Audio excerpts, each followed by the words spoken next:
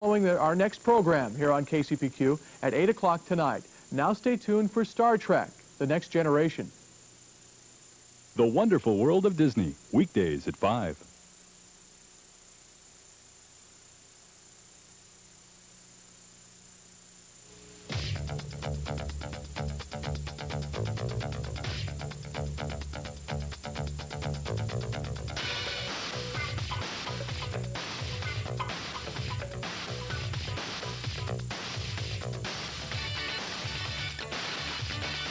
Apple Cup 87, the Washington State Cougars versus the Washington Huskies, is being brought to you by Union Bay Sportswear, proud supporters of Husky football, a division of Seattle Pacific Industries, by Fred Meyer, your one-stop shopping center, and by the Heartbeat of America, today's Chevrolet, who invites you to experience the 88 Chevrolets and listen to your heartbeat.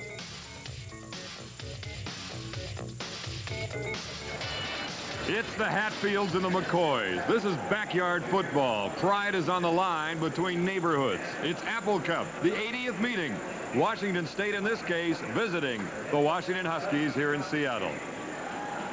Hello, everybody. I'm Don Poyer, along with Sam Atkins, Keith Shipman. Typical Cougar Husky game, regardless of what is happening at the end of the season, bowl games, trips to Japan, doesn't really matter. Typical matchup, guys. The emotion high, the intensity right to the top of the old meter.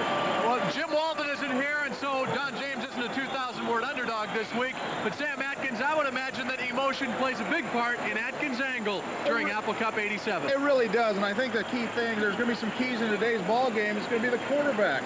How long can Chris Chandler stay into the ball game? If he does, then, you know, Washington has the advantage. If Kerry Conklin comes in, it's going to be a toss-up. You have an even matchup. Another key is going to be the kicking game. Washington State is on a roll. Their punting game is doing very well. Washington's punting game, Eric Canton's only averaging 28 yards. And turnovers. The team that turns the ball over the least amount of times is going to win. Washington State has -2 so far for the year. Washington is -5. How good a football team is Washington State, Sam? Not a lot of people have seen them this year. Washington State is a very good football team because, like Don said, this game is based on emotion. And when you play with emotion, you raise your level of ability just a little bit more. You go beyond your means. And I tell you what, the Cougars are ready for this football game. A lot of things are being said about this football game, about these two football teams. Don Poyer has more about that.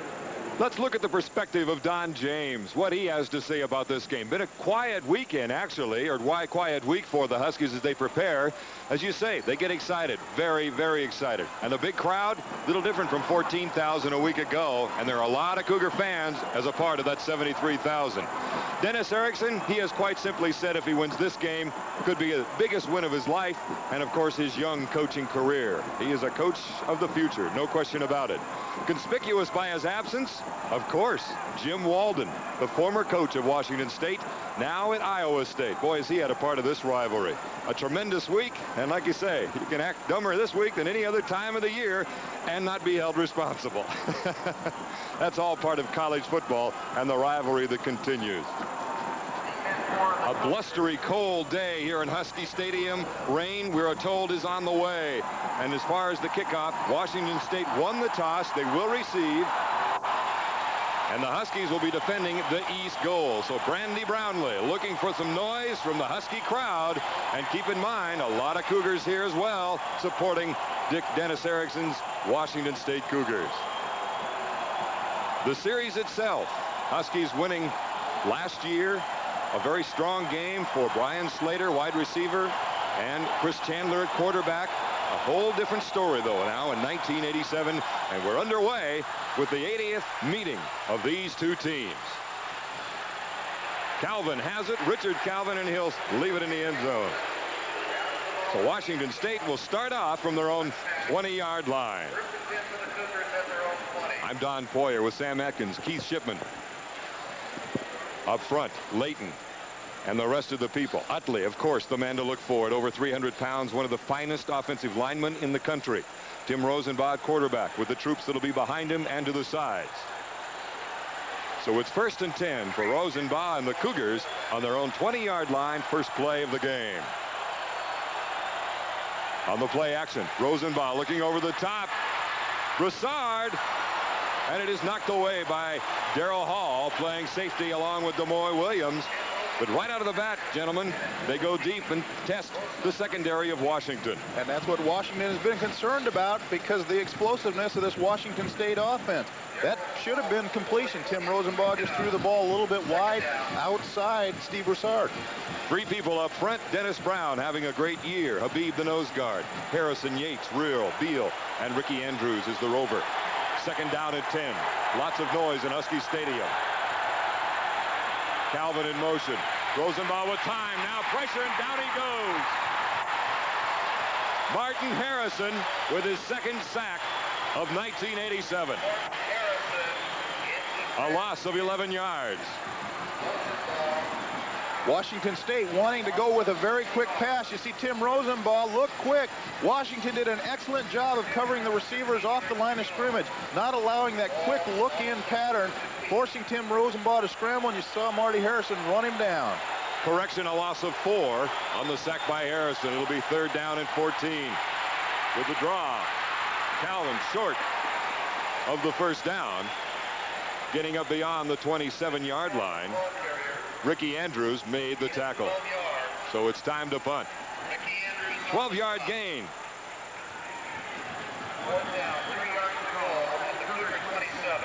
So from the 27-yard line, they will punt. Rob Myers averaging just over 38 yards per boot. And Demoy Williams will receive. Got the return on. Low wobbly punt. Demoy with it on his 37. Gets to the outside. He's to midfield. Has blocking to the 40. Going outside. Down to the 20. He could go all the way with one more block. He'll do it. Touchdown, Washington. The first punt return for a touchdown in 1987. A 63-yard return.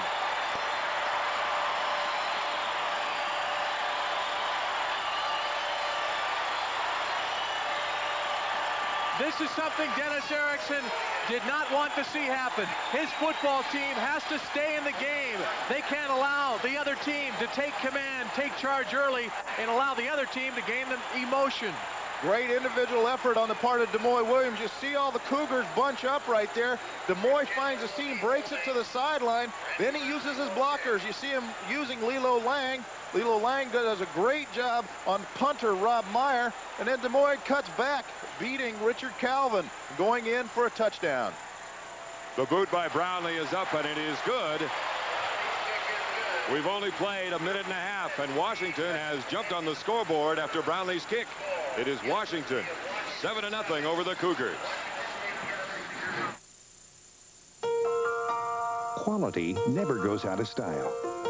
There's nothing quite like Levi's jeanswear. And Fred Meyer has all the latest looks. Long wearing, classic styling, comfortable Levi's sportswear for every age, for the whole family. When you're looking for Levi's fashions, take a look at Fred Meyer. Listen to the heartbeat of America. Listen to the heartbeat of America. Oh yeah. It's the rhythm on the road. It's the pulse on the street. City and town, a magic sound. Feel the heartbeat of America. Chevrolet. Today, Chevrolet. A 63-yard punt return by Demoy Williams, the starting cornerback. Sam? Demoy, just great effort of using his blockers, and you see the great effort by the Huskies downfield, which is why Demoy was able to cut back and go into the end zone. Not the first time the Cougars have had a punt return for a touchdown against them this year. That's happened on a couple of occasions previously. That's one thing Dennis Erickson wants to shore up next season, the kicking game. And there you see Brandy Brownlee waving, trying to get the crowd going, because he's missing the normal cheerleader for that kickoff team, Jay Roberts. He's academically ineligible.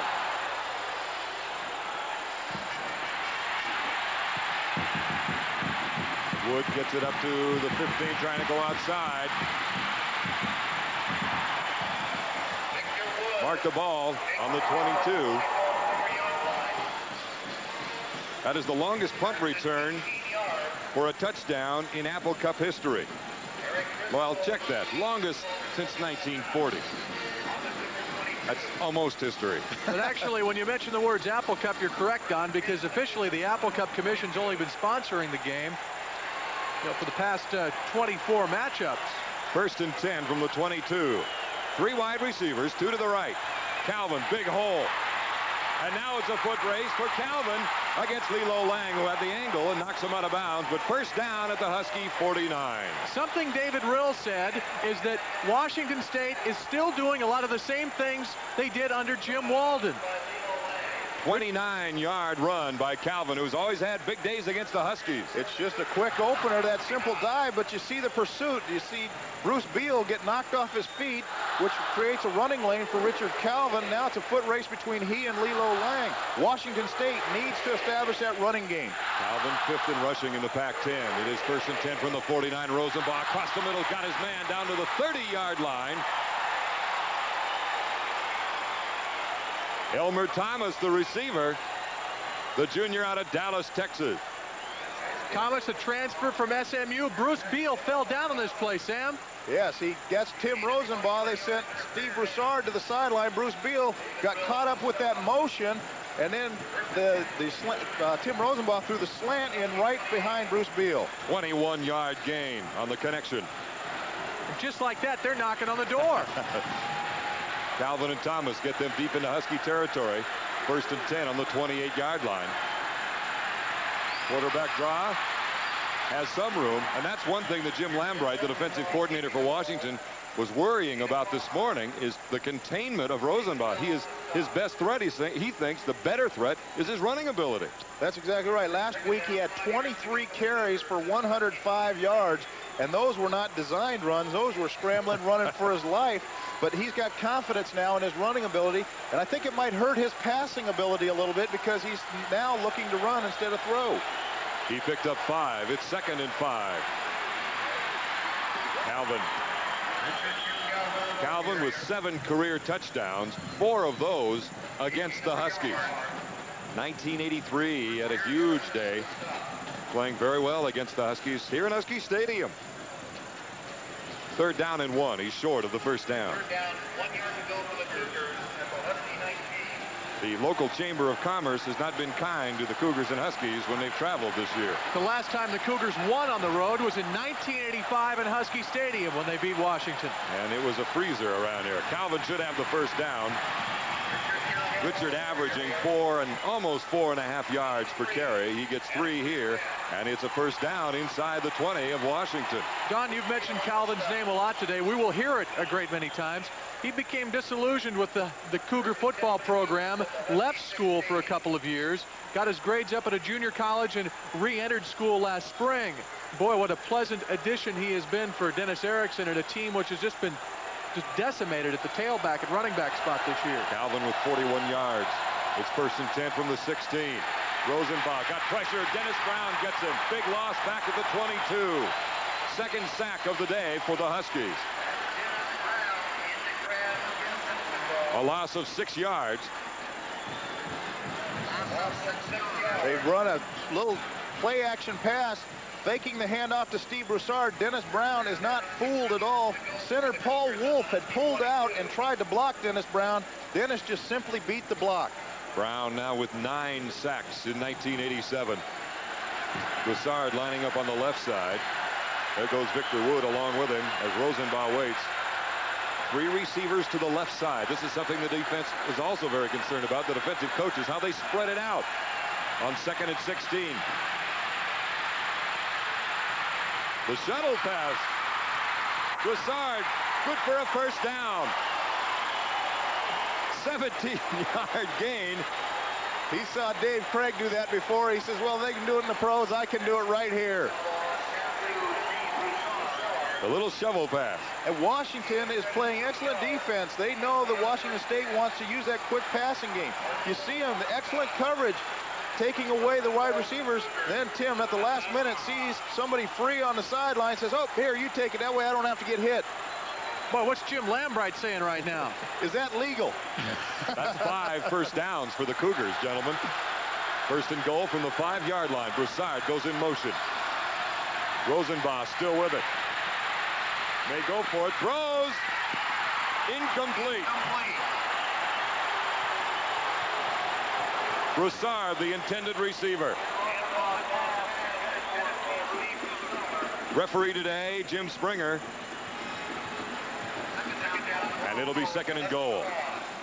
The thing that sells this play is Tim Rosenbach's threat. You see him really take off trying to run for the touchdown. Last minute throw it under control to Steve Broussard, but the ball had hit. I think Wellsant, the tight end, just let that go by, thinking, hey, that's not for me. But I think he would have had the touchdown. Second and goal. 2 in the backfield.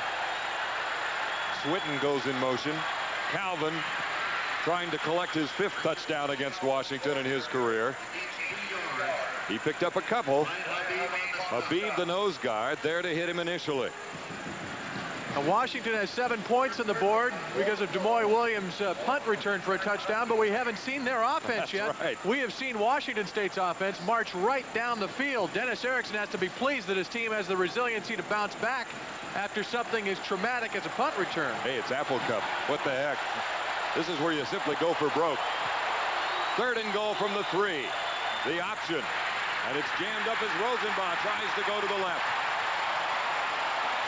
It'll be 4th down. Not a chance on that play. I think Tim had his mind made up. He didn't even look to the pitch man. Richard Calvin, number 22, had an open lane. He also had a lead blocker, number 31, Steve Broussard. Bruce Beal, the first man to him defensively. Watch Tim Rosenbach. You see Steve Broussard leading the way, but Tim makes his mind up early, thinking he can get in the end zone. 19-yard field goal attempt by Kevin Adams. And the gentleman out of Everett puts Washington State on the board. This drive started back on the 22-yard line of Washington State, and they went down the AstroTurf like it was a green freeway. We'll be back. 9:02 remaining, first quarter.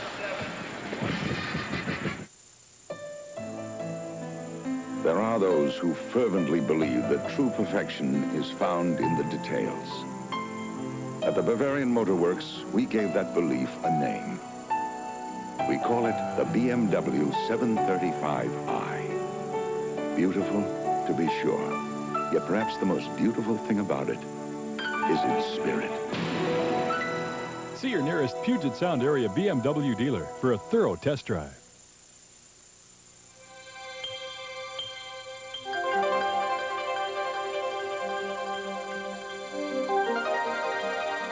To everyone in American business who understands that success isn't a destination, it's a journey, we present telecommunications to help along the way. We are U.S. West and Pacific Northwest Bell. Nobody knows the trails better. 3 key plays on that scoring drive. This is one of them, the shovel pass from Rosenbach to Broussard. I think it surprised everybody in the stadium. Mr. Improv. All of a sudden he says, I don't think I want to get hit now, so you take it. Just dishes it off to Steve Broussard.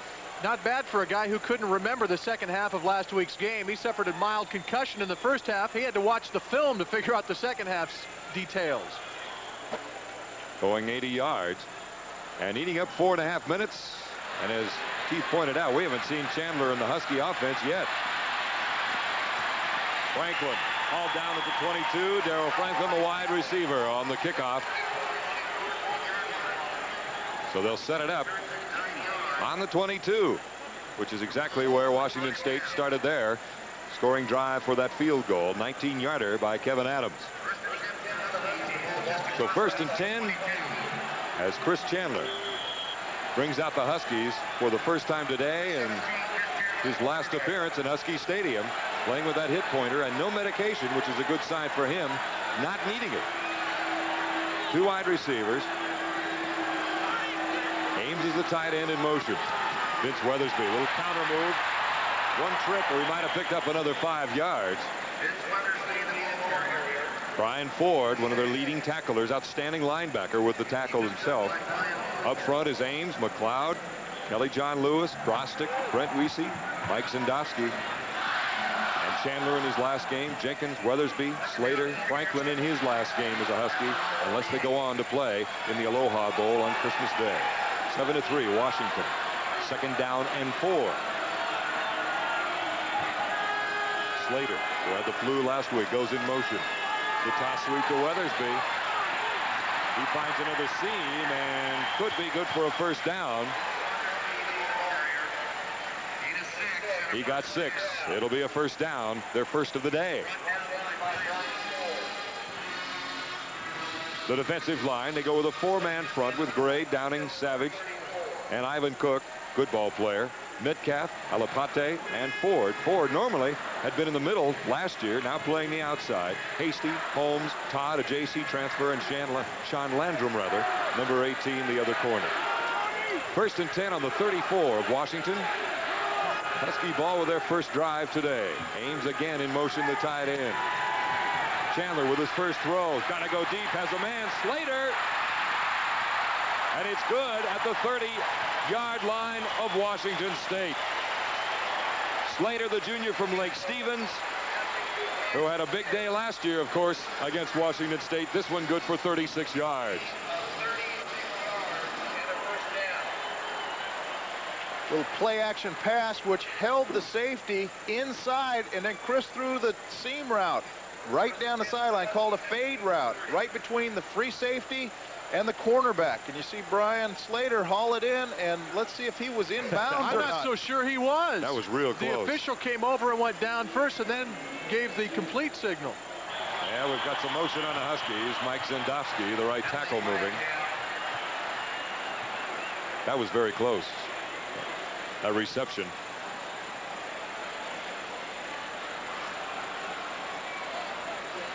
First penalty of the game, by the way, with 7:41 first quarter. Ball start, offense, repeat 1st down. The voice of Jim Springer. Let's see if Slater was indeed in. Can we catch it? Out of bounds. OB, boy, that's a big play.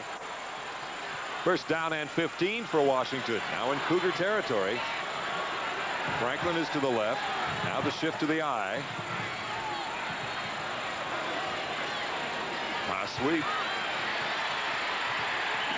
And the Cougars do a nice job of sweeping to the left with them as Brian Ford and Tanao Alapate move from their linebacker positions for the stop. Gain of 2.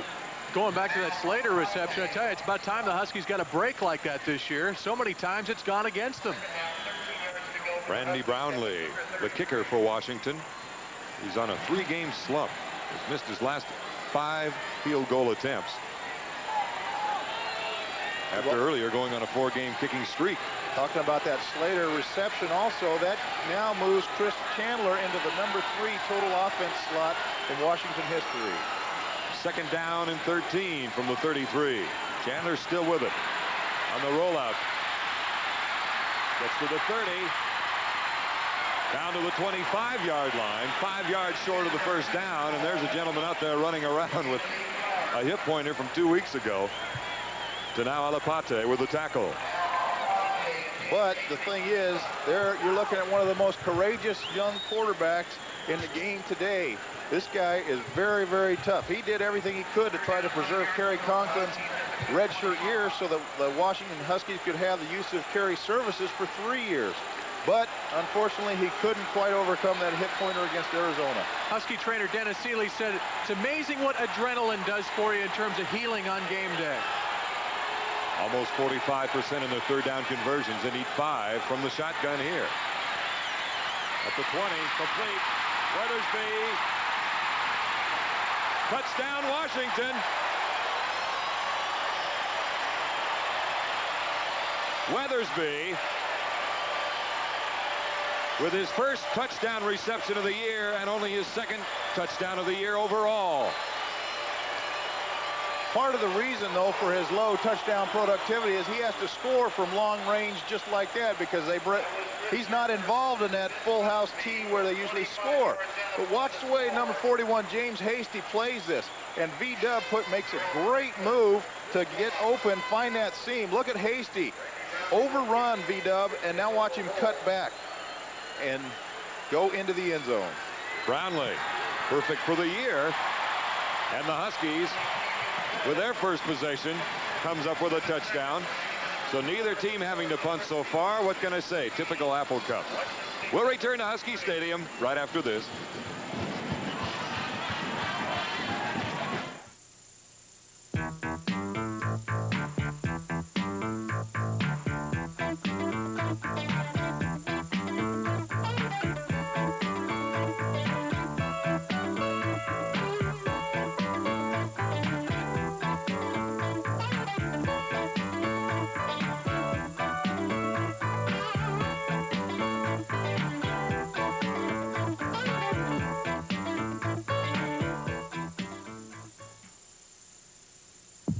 What's all the excitement at your Chevy dealers?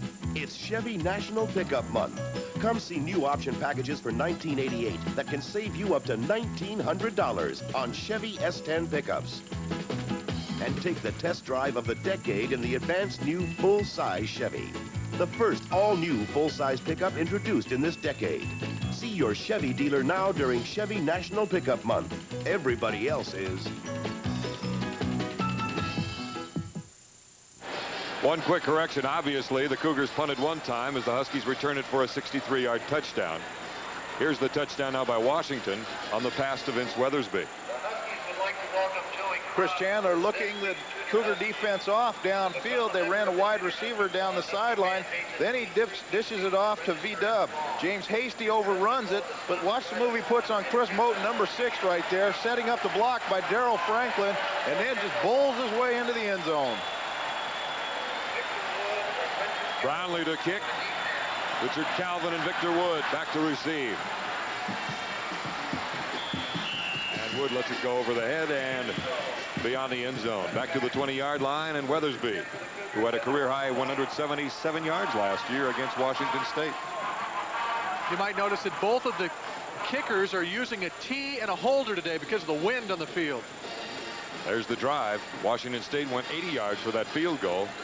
And the Huskies go 78. Two key plays, obviously the pass to Slater and then the pass to Weathersby. First and 10 from their own 20. 6:37 remaining in the first quarter. Calvin carries. Brian Abib was there after the gain of 3. So Rob Meyer is at 1 punt for Washington State. We've not seen Eric Canton, who's out of South Kitsap High School, the punter for Washington.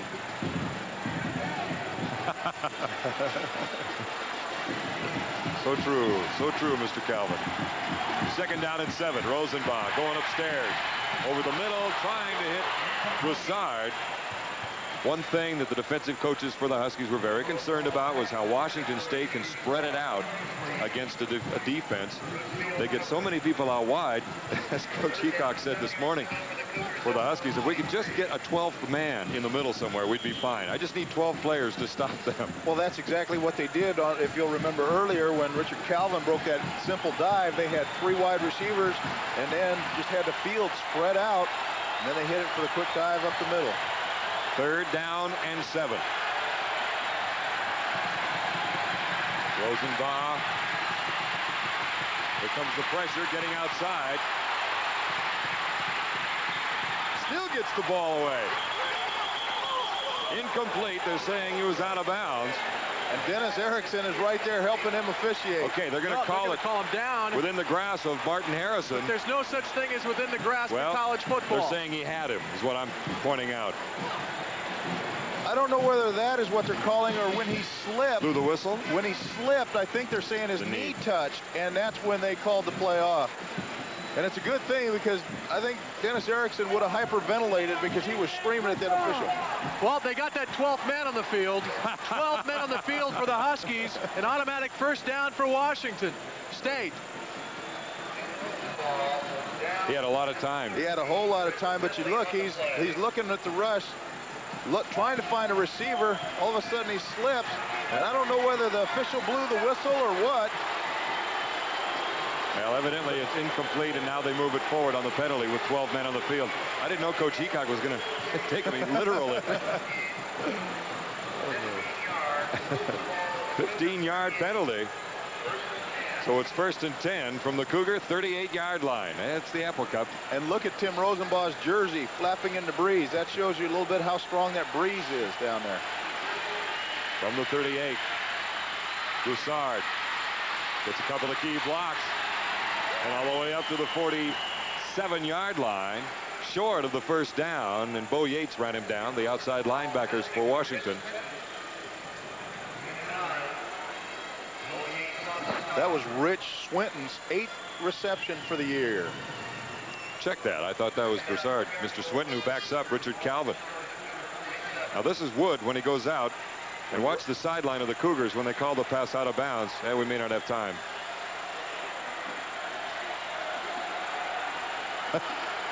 Victor Wood looking for it. Back to live action. Rosenbaugh fighting to get the first down as Bo Yates and Bruce Beal go for the Huskies. We'll see where they mark it. Bruce Beal playing this week in place of Tom Erlinson. I visited with Tom on Thursday night. I'll tell you, the one thing seniors don't like is not having the opportunity to play in the Apple Cup game. He is not at all pleased, but he said he was told by the training staff that if he took the chance of playing on his bad knee, he could face, irreparable damage. And he didn't want to take that chance because he does have a shot to play pro football. He definitely does. And talking to some of the scouts, they really like this linebacking core. 3rd and less than a yard, and Rosenbaugh has the first down right at the 50-yard line. That time he made sure he got the first down. Last time, Bo Yates planted a helmet right in Tim Rosenbaugh's face to make sure that he didn't slide the ball past the first down marker. Brian Habib is a Husky that's getting up a little slowly, the nose guard. Dennis Erickson, first time he's taken his team into Husky Stadium. Washington State had 5 first downs on that initial drive. Habib being taken back to the bench. The nose guard out of Ellensburg. So it's 1st and 10, right at midfield. Calvin lined up behind Rosenbaugh, quarterback. Calvin in motion. Rosenbaugh. Bob Willett giving chase and gets him out of bounds. And you see what we mean, at least everyone on the west side of the state, about Rosenbaugh and having to contain him. He's a strong kid. When I say kid, I use that term loosely. He's 6'2", 210 pounds, but he's a big, strong athlete. And the big thing is he's now starting to understand this offense. This is a very complex offense, and he has not had the opportunity, according to Dennis Erickson, of learning the offense before he had to play. He had to learn on the run, but as the year has progressed, he's gotten better and better. He picked up 1. It's 2nd down and 9. Across the middle, Broussard flagged down as he gets the first down at the 36 of Washington. Well, let's see what the laundry's all about. Right in the heart of holding territory. One of the Husky captains went to an official and had a little huddle with him a couple of minutes ago and probably said, will you keep an eye on this guy for me? It is indeed holding, as Jim Springer showed. Referee out of Auburn, one of the leading Pac-10 officials. So they'll back it up into Cougar territory. Extra defensive backs coming in for Washington, including Eugene Burkhalter, number 21. We talk about memories of this game. I still can't help but look at Burkhalter when he comes down to that number 21, and I think of Charlie Mitchell, who wore that number during the golden years for the Huskies. Washington State's the most penalized team in the Pacific 10 Conference this year. 2nd down and 19. They set up the screen. Intended receiver Broussard. There should be a flag. And we got him. Okay. 2 of them down. Broussard was a receiver, but it landed on the legs of an offensive lineman. Jim Mahalchek from Port Angeles.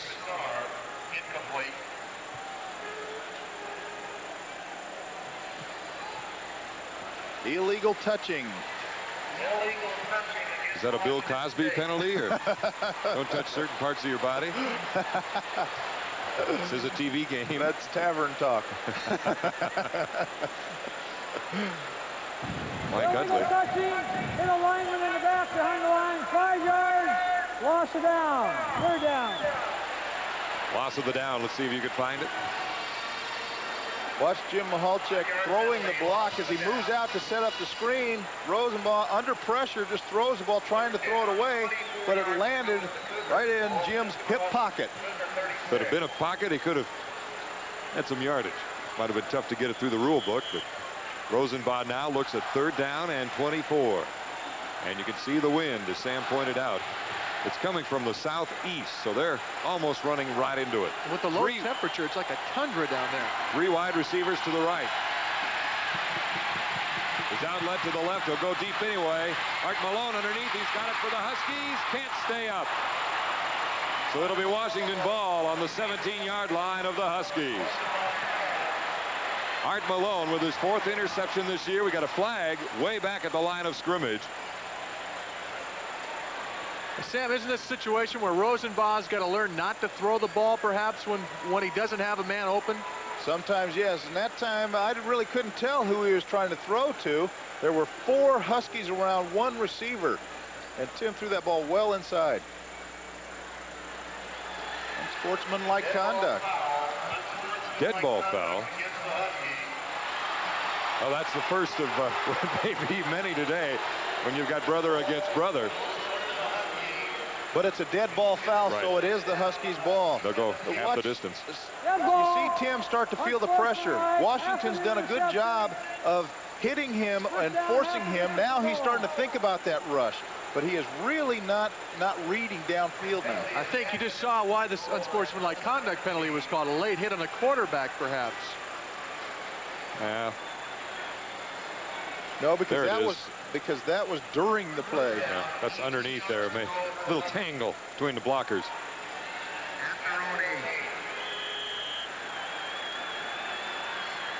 So they're now back on the 8-yard line following the unsportsmanlike call against Washington. 1st and 18. Chandler. And they go with a quick dive to Jenkins, who came up with 130. Where's check that? 103 yards last week against UCLA. Got to congratulate Ohio State's Earl Bruce, who was fired this week. He beat Michigan 23-20. That's quite a comeback. They were down 10-0 in the first quarter. 2nd down and 13 after the gain of 5. Ames at the bottom of your screen. Now goes in motion. Rory Metcalf, the linebacker, following. Weathersby gets a couple. Alapate and Ford, the 2 linebackers, on the tackle. Now the Cougars are going to Japan next week to play in that Tokyo Bowl. They've all had to get passports. Tunao Alapate is the toughest passport acquisition of them all. We'll tell you more about that as the game goes along. Just spelling it was tough. Tell him, hey, I'm from Union City, California. Really? Oh, no. Oh, no. That's what they put officially. They thought he was American Samoan. He's actually Tongan. Oh, 3rd down and 11. Here comes Ames. Too much time. The clock, 25-second clock, was down to 0.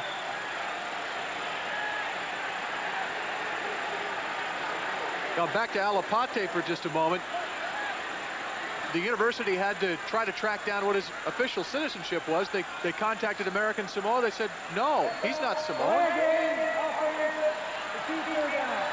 They finally found out that he was Tongan, so they had to apply to the American consulate, or the Tongan consulate in the United States, which is in New York.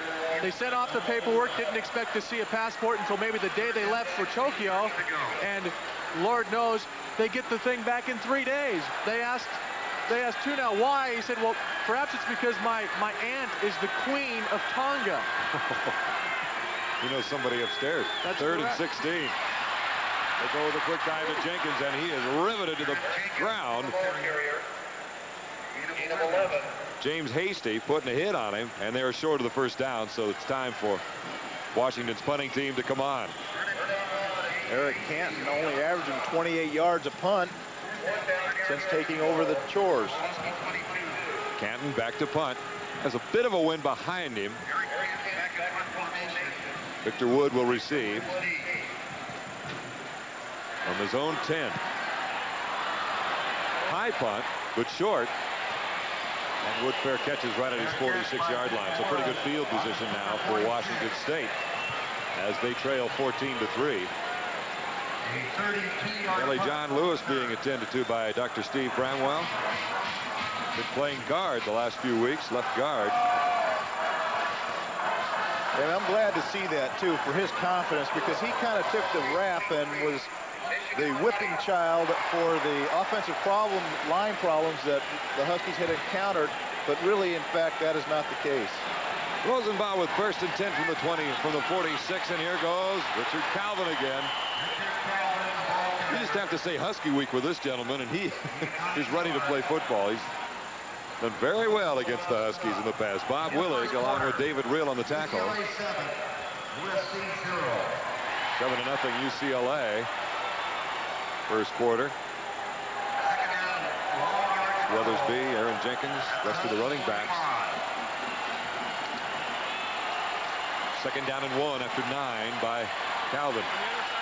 Swinton, the ball carrier. First down for Washington State as he gets down to the 35 of Washington.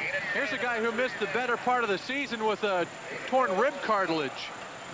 He's very impressive early for Washington State, and then just disappeared. But they are doing it with the run, and when they have won in 3 ball games that they have won, they have averaged 223 yards a game on the ground.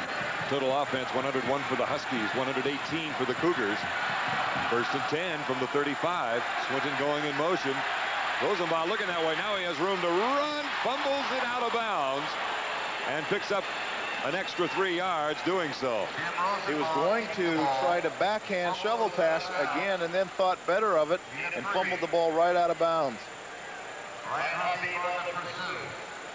Washington defense has done an excellent job of preparing for Washington State's passing game, because Bo Yates had excellent position. Tim Rosenbaugh looked to the weak side, stayed to the weak side, and Bo was in perfect position to cover both receivers. First quarter winding down as it's second down and 7 from the 32. 3 seconds on the clock. And they go over the middle. Broussard. Demoy Williams defending. It may have been the back of Demoy's helmet that knocked it away. And I think he may have been saying he was trying to screen me off from the ball. Is he gonna take some heat for that one? Big old waterhead using it for your defense. Watch the ball as Demoy doesn't even see it coming, and bingo! That's using your head, folks. And watch what happens on the backside of this play. The other receiver, there's another receiver from the Cougars trying to get to that football. He felt he may have been interfered with as well. Third down and 7. Down to the 30 and the 25, close to a first down. Looks like it will be. And Rosenbaugh showing a lot of savvy to get down to the 24 and what should be a first down. And that is why he had 23 rushes last week, Don. It was on scrambling. It wasn't on quarterback draws or running the option. It's just that he gets back there and starts scrambling around. There it is. He can't find anybody. He's looking to the wide side of the field. Checks over the middle. Says, no, I don't have anything there. Feels the pressure. You see Mike Utley looking for somebody to block. And then Tim just tucks the ball under his arm and sees the first down marker, lowers his head, and just gets enough for the first down. Former Pullman High School quarterback has his team into Husky territory again on first down. Swinton, the ball carrier.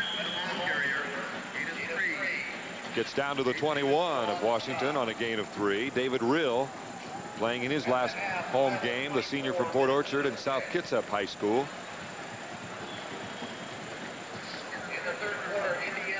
And first quarter's coming to an end right here. Well, I said it earlier, I'll say it again, a typical Apple Cup. It's been a good one so far. The Washington leading the Cougars 14-3. Second quarter coming up.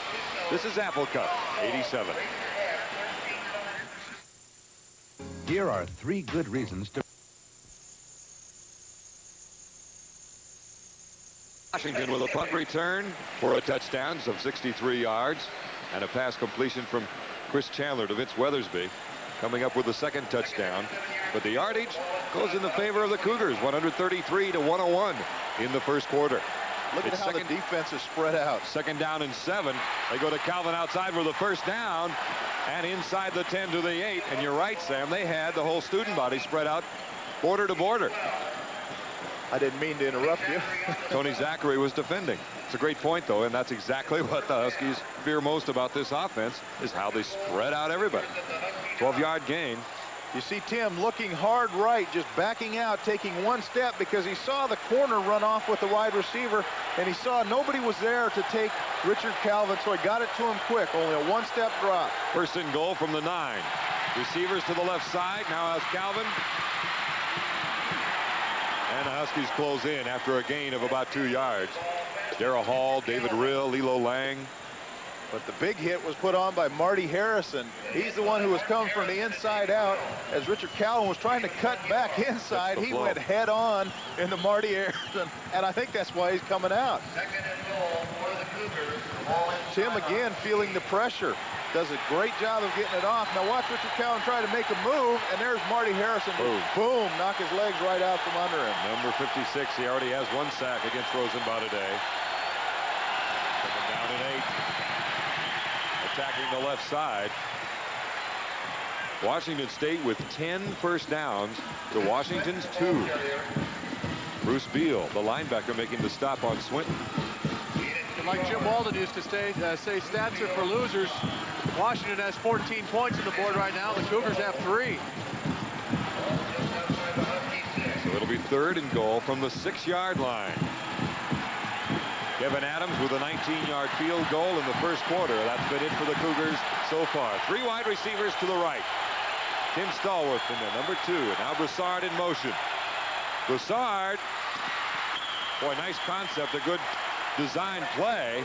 But the pass being off a little bit affects the timing and gives Lang time to come in and make the tackle, preventing a touchdown. And it looks to me like Dennis Erickson's going to keep the field goal unit on the sidelines and go for it. This time he has to. He wants to. He's got his initial points on the board.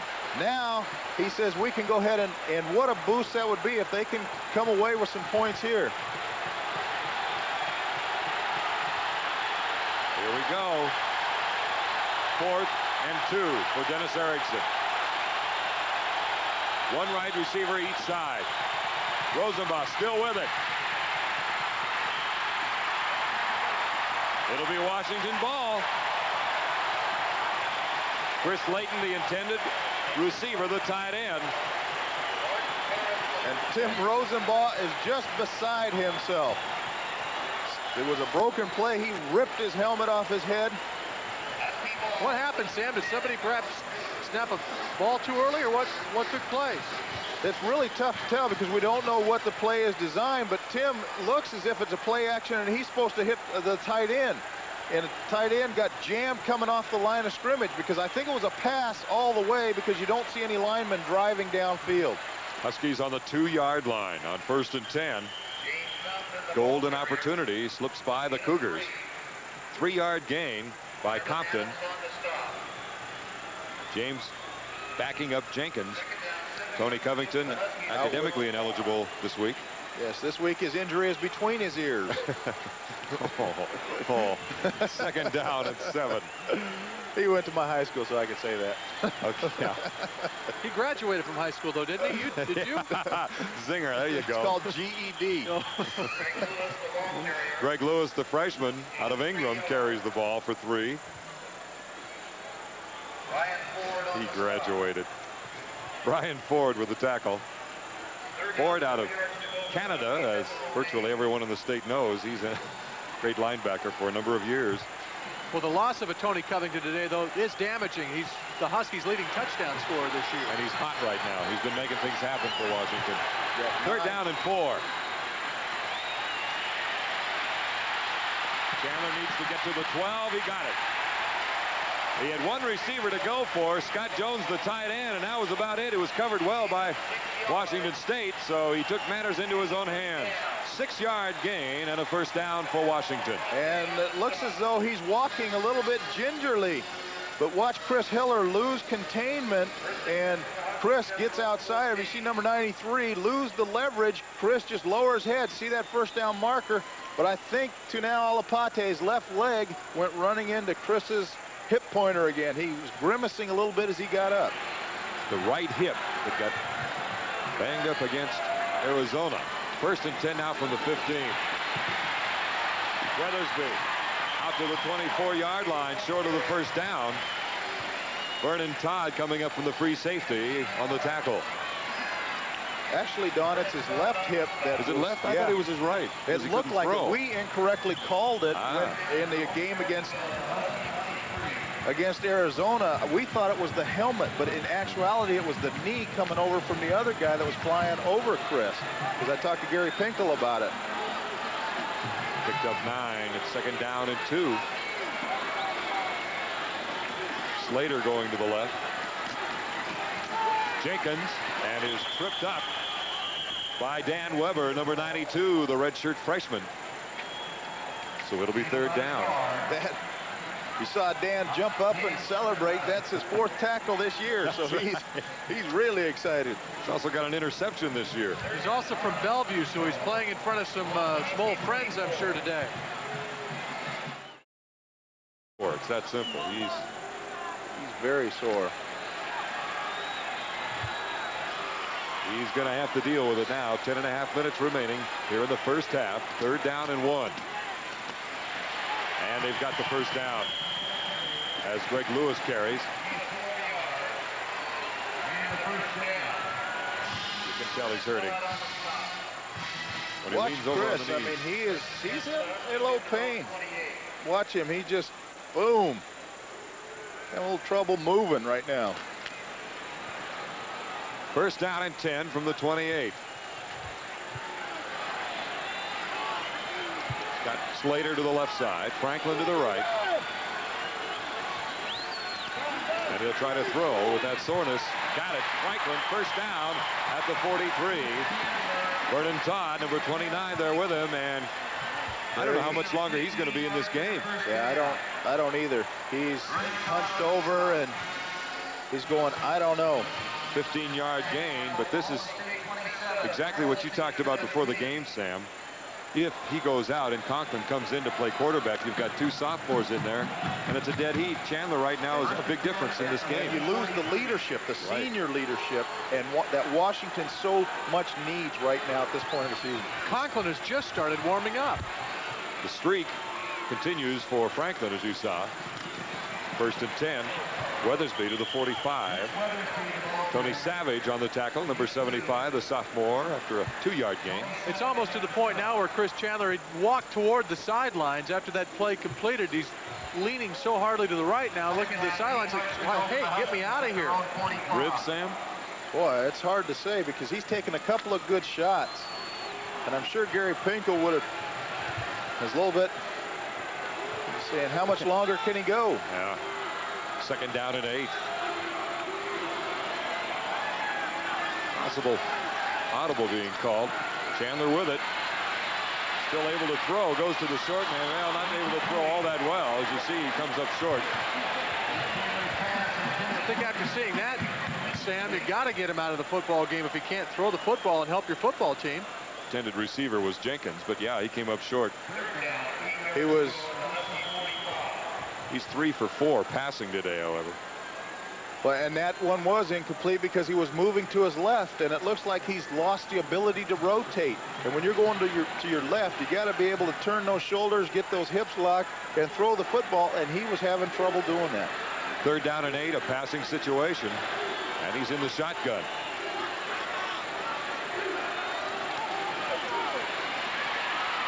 Had to get rid of it, goes to Ames, needs to get to about there for the 1st down, and he does it. And Chris is down. Flag is down as well, next to Chris. And it looks like it's a hold on Washington. Well, I'm going to ask the question because I think it needs to be asked. Why doesn't Don James get him out of there 2-3 plays ago to get a more productive quarterback in there that can do all of the things you need to do as a football team to be successful? He's your leader, for one thing, I would say. You see Tim Downing, who put the hit on Chris. Carey's, you know Carey's heart is beating furiously right now because you're saying, hey, am I going in? Am I going in? Am I going in? 10-yard penalty. It's 3rd down and 18. No shotgun this time around. Penalties starting to take their toll. Taking the draw. Lay it off to the tight end again. Ames way short of the first down. It'll be time to bring on the punter as Tinao Alapate makes the play, and Chandler will go to the bench to be taken care of. Looks like Ames may be banged up as well. Ames, the tight end out of Spokane and University High School. Got the Cougar trainers helping him out. Yeah, the Washington trainers couldn't see him. Washington State kept motioning for Washington trainers to come over, but they couldn't see. Let's take a break. We'll be right back at Husky Stadium. And let's see if we can tell where the injury took place. There comes the top of your screen. Alapate is the man who put the hit on him, the first one. And then a Cougar comes over the top. Yeah, and it looks like, watch his left leg. See his left leg get turned under as Tinao Alapate landed on it. And you see him dragging that left leg. Chandler on the sidelines, obviously in a great deal of pain. So now your leading quarterback and your best tight end are suddenly out of this game. And you lose a real dimension offensively that the Huskies really searched for early in the season. Ames, who had 13 receptions coming into this game, becoming a new dimension for the Huskies. And the gentleman out of Spokane now done for the day, obviously. This is only the 26th punt now that Washington State has returned for the year. Canton back to punt for Washington on 4th down and 11.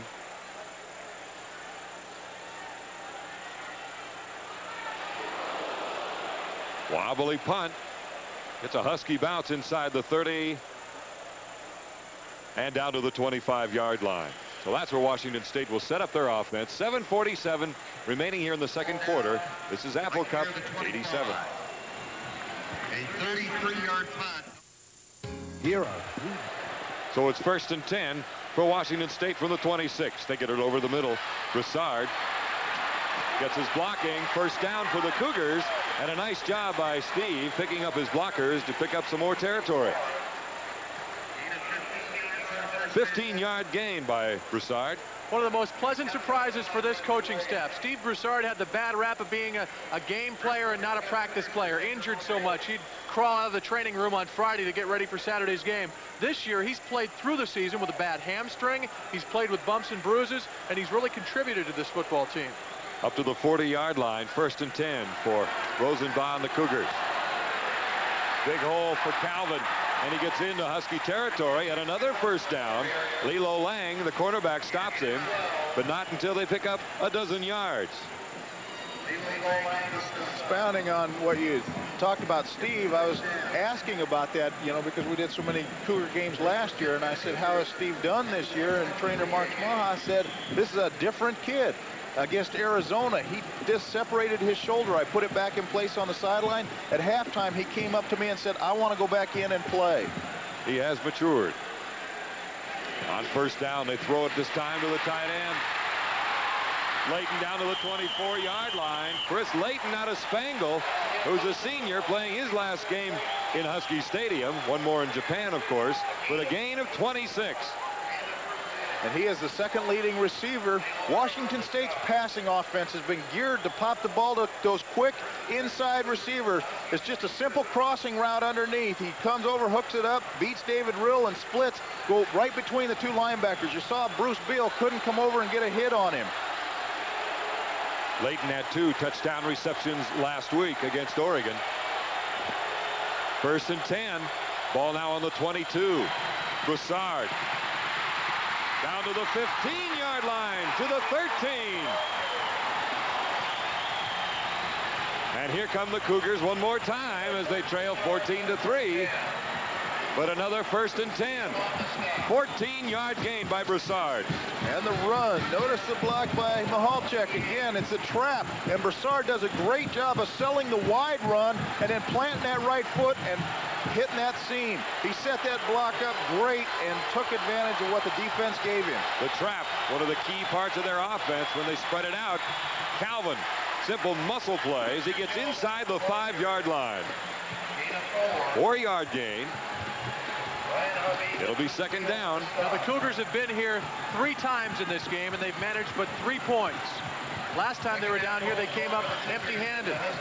They went with the finesse stuff, too, inside. You'd think they'd go power, like that play by Calvin. Second down from the 4. Broussard still able to fall forward to the 2-yard line. Bob Willig for the Huskies making the tackle. 3-yard gain, so they mark it down on the 1. Bob Willig coming in from the left defensive end position, closing down, but Broussard with his quickness and his niftiness was able to bounce forward and make a gain out of what should have been a loss. Third down.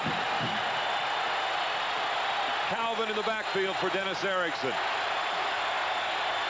2 wide receivers. Calvin. No sign by the referees.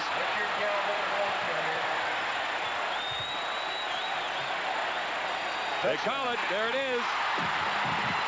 And that's something. Jim Springer, the referee, comes from the backfield to signal touchdown. The side judges couldn't see it.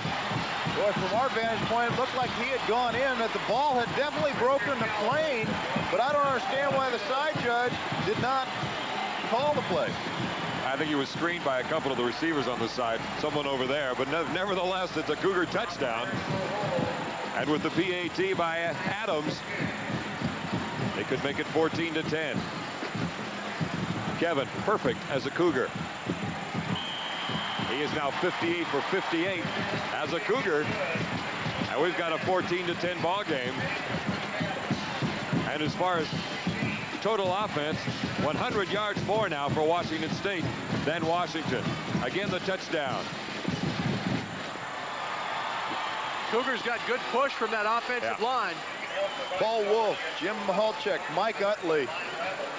You can see his shoulder pads in the end zone, so it just took a while to unpile the bodies. Dennis Erickson on the right.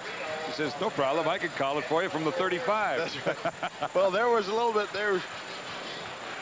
This is Apple Cup 87. School out of the Everett area. Errol Franklin out of Tacoma.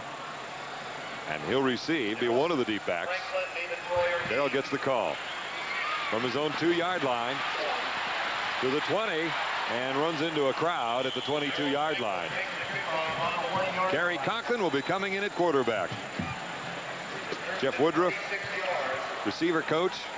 Last couple of notes given to Kerry, who's probably anxious to come back in. He suffered those 3 interceptions against UCLA last week. Got a real indoctrination against a very good, one of the best defenses in the country, which can only help. That's money in the bank despite the loss 4 years down the road. Exactly. Great learning experience. First and 10. Let's make it the 27-yard line. Franklin is wide to the left side. Quick pitch. Weathersby. That's something new. We haven't seen all that much this year as Sean Landrum makes the stop, number 18, along with Chris Hiller, number 93. 75-yard drive, eating up almost 3 minutes, and Calvin getting the TD. His 5th against Washington out of the total of 8. One of the keys there, too, Don, is the time of possession. Because of the fact that they use the pass so much, their drives don't consume a lot of time. Good point. Second down and 3. Jenkins, first down Washington, up to the 45. Brian Ford on the tackle. Jenkins gets 11 yards. Jenkins now with 2 100-yard games this year. 107 against Pacific, 103 last week. You saw the inside blocking. Great shot from the end zone. You look at it just the same way Aaron Jenkins does. Slater now comes out to the right side as Chandler's day is clearly over. And Jenkins has got a little load on his shoulders now to help this team out with a sophomore quarterback in there. First down, they go to Jenkins. And and he is wrestled down immediately by Artie Holmes, the strong safety, number 19. Good play by Artie, the junior redshirt out of Rialto, California. Loss of 1 yard. That's his numbers, Jenkins' numbers last week. Second tackle for a loss by Holmes this year. How's that? That's a pretty tough family to live in right there. I was just going to say that. What do you talk about at dinner? Second down and 11. Not a lot this week. Little delay. Weathersby. And number 97, Tim Downing, staying home from his left tackle spot. No gain. Third down and 11. 14 first downs for WSU, 5 for the Huskies. And it's a good thing Tim Downing did make that play. Mike Zandowski just leveled Chris Hiller on the outside on that tackle trap play that they've been so successful all year with. Third and long. They need 11 yards from the shotgun. Time remaining in the first half. Conklin strong arms it, knocked loose, batted around. Alapate, I believe, will have it. Let's see who wins the wrestling match.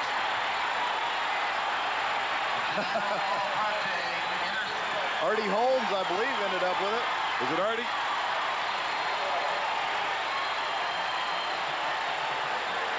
Okay, Artie Holmes or Alapate. They'll share it. We'll see it in the stats as a half an interception. Watch Carey try to strong arm the curl in there, and the ball get tipped up, and you see Tanao Alapate. Oh, he ends up with the interception, and Artie comes out with the ball. He pulls the ball out. Now that's teamwork. First and 10 on the turnover. Calvin carries. Look at it again. Alapate definitely got the interception, and then Artie Holmes comes up with a steal. The ball too high. Maury Metcalf's the first man to hit it, by the way, for the Cougars. Here comes Artie, says, give it to me. All right, let's go back to the game. Second down and 6, 2:26 remaining. Time for the Cougars to put more points on the board. They're down by 4, 14-10. Swinton goes in motion. Rosenbach. Across the middle, first down. Yes, for Broussard as he gets to the 49. Washington State continues to use that motion play where they'll send the wide receiver down the sideline, put the back in motion. There's Tanao saying, hi, Mom. Hi, Auntie. Hi, Queen. I guess hello, Your Highness. Thank you for getting my passport so I can go to Tokyo next week. Gain of 9. First and 10 from the 49 of Washington State. Rosenbach has 1:57 remaining before intermission. The option. Outside seam, Broussard can't quite get around as Daryl Hall comes up from the safety spot. Still gets 5 yards, however, and stops the clock with 1:47 remaining. So many formations, so many things to prepare for. Here's the option. And Tim Rosenbach does a good job of waiting till the last minute, and you saw a great job by wide receiver John Felver, which allowed Steve Broussard to make a gain out of that play. Second down and 4. Ball on the Husky 45. Swinton to the 40. Should be another Cougar first down. Bruce Beal makes the tackle.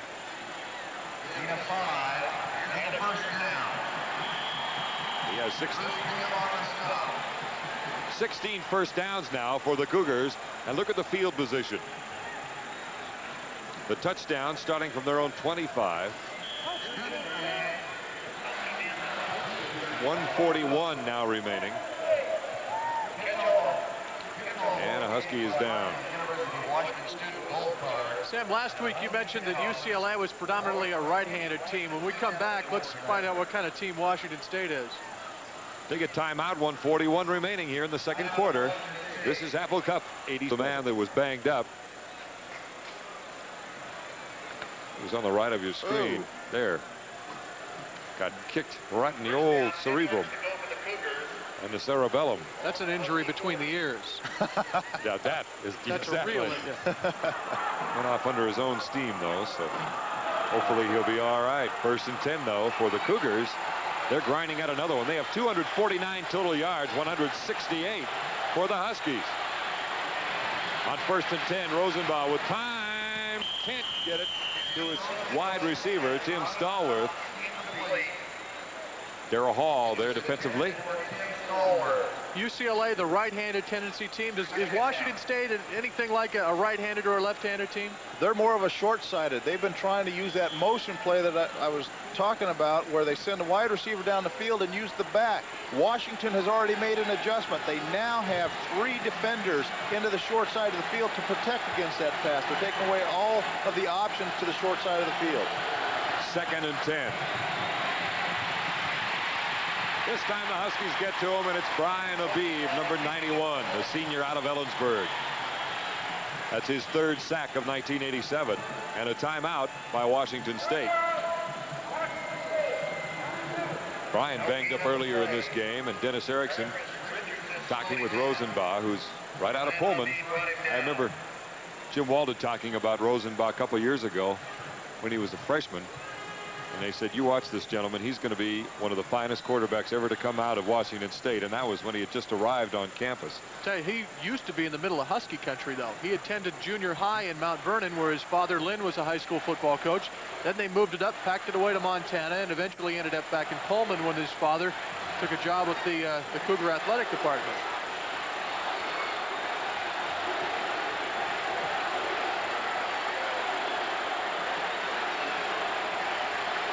The whole team lined up. Let's take a look at Habib. Sam? Boy, look at the line play. This is where football games are won and lost, in the trenches. Number 60, Mike Utley, and center Paul Wolf. Double teaming Brian Habib, but he fights it off and makes the tackle. Tremendous job. And Brian Habib is the strongest Husky defensive lineman. He bench presses 505 pounds. And he also did something technically very important. He stayed in his lane. He didn't go out to the left or the right. He stayed home, even though he couldn't penetrate. And you look to see what happens. Quarterback came to him. 3rd down. The draw. 1st down, Cougars down to the 20 to the 16-yard line. A minute 19 remaining in the 1st half. Eugene Burkhalter making the tackle, but another 1st down, and the Cougars with another great scoring opportunity. 24 yards. And Washington State in their hurry-up offense trying to take advantage of Washington's substitution. Same play, close to it anyway, as they go with a quick delay to Calvin, and he gets 5 yards. And in their haste to make that play go off, they did catch Washington off guard, because Washington didn't have time to set up their defense. Calvin with 109 yards already today. Broussard the pitch man, Rosenbach keeps. Dennis Brown on the tackle. 50 seconds, 5-0, and a timeout is called by Washington State. They have 1 remaining. Huskies with all 3. That's the last timeout. Check that. That is the last one for the Cougars. They've used all 3. We have not seen a lot of defense in this game. Both teams have been marching up and down the field. This is a nightmare for a defensive coordinator. Well, I think it is, but you know, it's going to be changing now that Kerry Conklin's in the ball game. They've lost the senior leadership, and now Gary Pinkel has had to pull in the reins just a little bit in the passing game. Couple of plays back. Richard Calvin came up with 24 yards. This was on 3rd and 10. They went with a draw. And you see the stunt in the inside, and Mike Utley does a great job of blocking Marty Harrison off from looping around. He would have fallen right into Richard Calvin's lap. But Mike Utley made the block, allowed Calvin that nice run. In this game, combined teams, total offense, 447 yards. In the 1st half alone, if you put the Husky and Cougar offenses together. Well, Richard Calvin's had a big chunk of those for Washington State. 109 yards. There's Mike Utley, number 60. We all know about the home record. Most people just as soon hit the road. Broussard, the intended receiver. 1982, the last time a home team has won in this matchup. Tony Zachary, that pass was incomplete Tony Zachary put a nice hit on Steve Broussard as he made his move. So Steve was stumbling when he came out of his break and could not regain his balance to catch the football. 27-yard field goal attempt by Adams. Already has a 19-yarder. No good.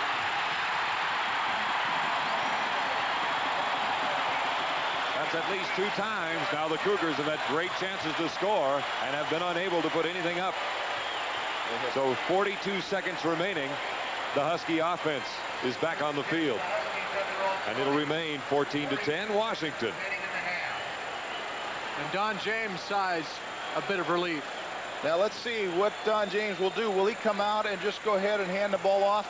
Or will he try to make something happen? Will he let the clock run out, or will he try to move the ball down the field? 2 receivers to the right side in the I formation. Slater now moving. 42 seconds. 1st and 10.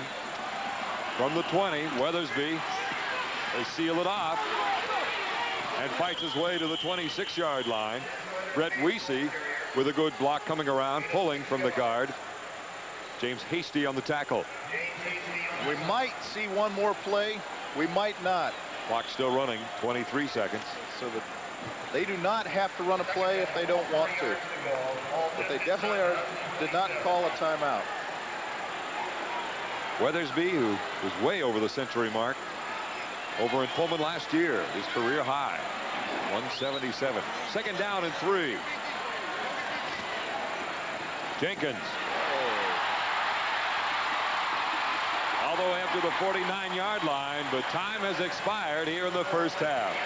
Nifty little play, fun to watch, I'll say that, Sam. Apple Cup 1987 is half over, and Washington goes into the locker room with a 4-point lead against their cousins to the east. 14-10. I didn't buy a Boston Whaler just because it's a great boat for fishing.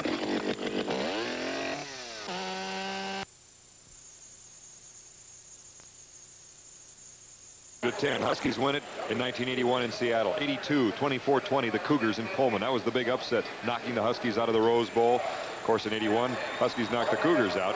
1983, Cougars with a great team coming in here, winning 17-6. In 84, an Orange Bowl at stake for the Huskies. They win in Pullman, 38-29. 1985 in snowbound Husky Stadium. Tim Rosenbaugh was quite a youngster then. 21-20. Cougars win it. Then last year in Pullman, it was the Huskies winning at 44-23 over in the Palouse. Field position for the Huskies, as you see, starting from their own 22, then their own 8. They've really not gotten that great a field position throughout the game. Washington State has forced them to go the long field the entire first half. And as a result, you see the first drive, they ended up with a touchdown. But Washington State's defense is now starting to figure out what's going on and playing very well. Kicking game, kicking game, kicking game. So important. As Chuck Knox would say, make them go the long field. That's right. Well, we've got an up man. Looks like Jeff Palcoa, yes it was, who has started at left guard, a true freshman out of Marysville-Pilchuck High School. And he gets it out to beyond the 30-yard line on Kevin Adams' short kick. Palcoa was banged up a bit last week. And Kelly John Lewis was starting ahead of him. So Kerry Conklin will come out. Chris Chandler banged up in the first half. We'll watch the second half from the bench, it appears. And Conklin, now, we can no longer say the heir apparent. It appears he is the man, with the exception of possibly a bowl game on Christmas Day if the Huskies indeed go to the Aloha Bowl. Slater in motion. 1st and 10 from the 33. They go with a sweep. Weathersby getting about 3 yards. Up to the 35-yard line. Brian Ford on the tackle, along with Jerron Woodley, number 90. Woodley, a redshirt freshman from San Jose. And Brian Ford has moved to the outside linebacker position from the inside linebacker. And what a great move for him on his part, because he's got such good speed and good range. Weathersby with 40 yards in the first half. 2nd down and 7. They keep it inside as Jenkins gets 4. And Chris Hiller, number 93, right defensive end, making the tackle. He's the senior redshirt from Vancouver, Washington. So it'll be 3rd down and short, 3rd and 3 for the first down. Need to get just outside their own 42. 300-pound Mike Zandowski, number 75, going out to his right tackle spot on a frigid afternoon. This is the coldest day of the year since summer anyway. It's freezing down here in Husky Stadium. Conklin to the left, Weathersby, and he will not get the first down. He got a lot more than you might have thought he would with the way the Cougars defended it. He was able to bob and weave and get a couple. They'll still be short though, so Canton comes in to punt. Brian Ford got the tackle. Boy, and that play almost developed. Kelly John Lewis went out with that kick-out block on the slip screen and just buried the cornerback. Canton came in averaging 28 yards, 28.5. His longest 41. That was last week. And he took over the punting chores. High spiral. Wood at the 25, 26, and that's where the fair catch is called. So again, as Canton punts, it's time to take a break. We'll be back in just a moment. He had 11 yards rushing, but the man behind him 112 yards in the first half. Richard Calvin. 1st and 10 from their own 26-yard line. Play action over the middle. Did he catch it? Yes, indeed. Tim Stallworth, the redshirt sophomore, coming up with a reception and a first down. Looking so much like that, what that uncle of his, John Stallworth. Yeah. But this is what Tim Rosenbaugh's talking about. I'm starting to understand, and I'll see the people that are open that the fans are seeing in the stands. I'm starting to see more and more of the field because Stallworth was open for some time, and I kept thinking, throw it while he's open. Rosenbaugh, 3rd in the Pac-10 in passing, is now looking at 1st and 10 from the 48. Guess who? Fumble! Washington football. I'll tell you what, Washington is letting Washington State's running backs break through a lot of tackles, and the defensive coaches have to be concerned about that fumble or no right here. Ricky Andrews is the man who stripped the ball. Let's look at it. Watch the individual effort. Great second effort. You see Bruce Beal and Richard Calvin run through the tackle of Bruce Beal. Then Ricky Andrews comes in and strips him of the football. And he had one thing in mind, didn't he? Go in and get the ball on that play. 1st and 10 for Washington after the turnover. From their own 40, Conklin at quarterback. The reverse, Franklin. Look out. Cougars doing a pretty darn good job of staying home. Alapate forcing it inside. Got a Cougar down in the Husky backfield. And it's Marvin Adams, and watch number 75, Mike Zandowski, peel back on Marvin Adams. You see the reverse develop, and I don't know if we're going to be able to see it. Boom, right there. He did the same thing to Ken Norton last week at UCLA. That's a lineman's dream, is when they can see, when they can make a defensive lineman look out his ear hole. Now that's 299 right there, pounds. Boom, just out of the frame, but you see Marvin's feet come flying into the screen. Well, Mike Zandowski's certainly got to be a choice of the Pac-10 coaches this year as an all-conference selection. He's certainly worthy of their selection this year. He was there last year. No reason not to do it again. You're right. The team will be announced on Tuesday. If he continues on, he could be the lineman of the year next year. 2nd down and 5 after the reverse. Ball on the 45.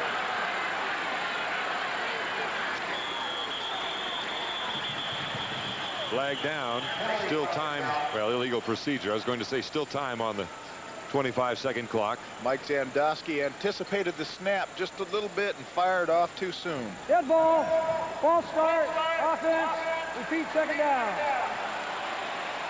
So again, it'll be 2nd down. And it'll be 2nd and 10 back on the 40.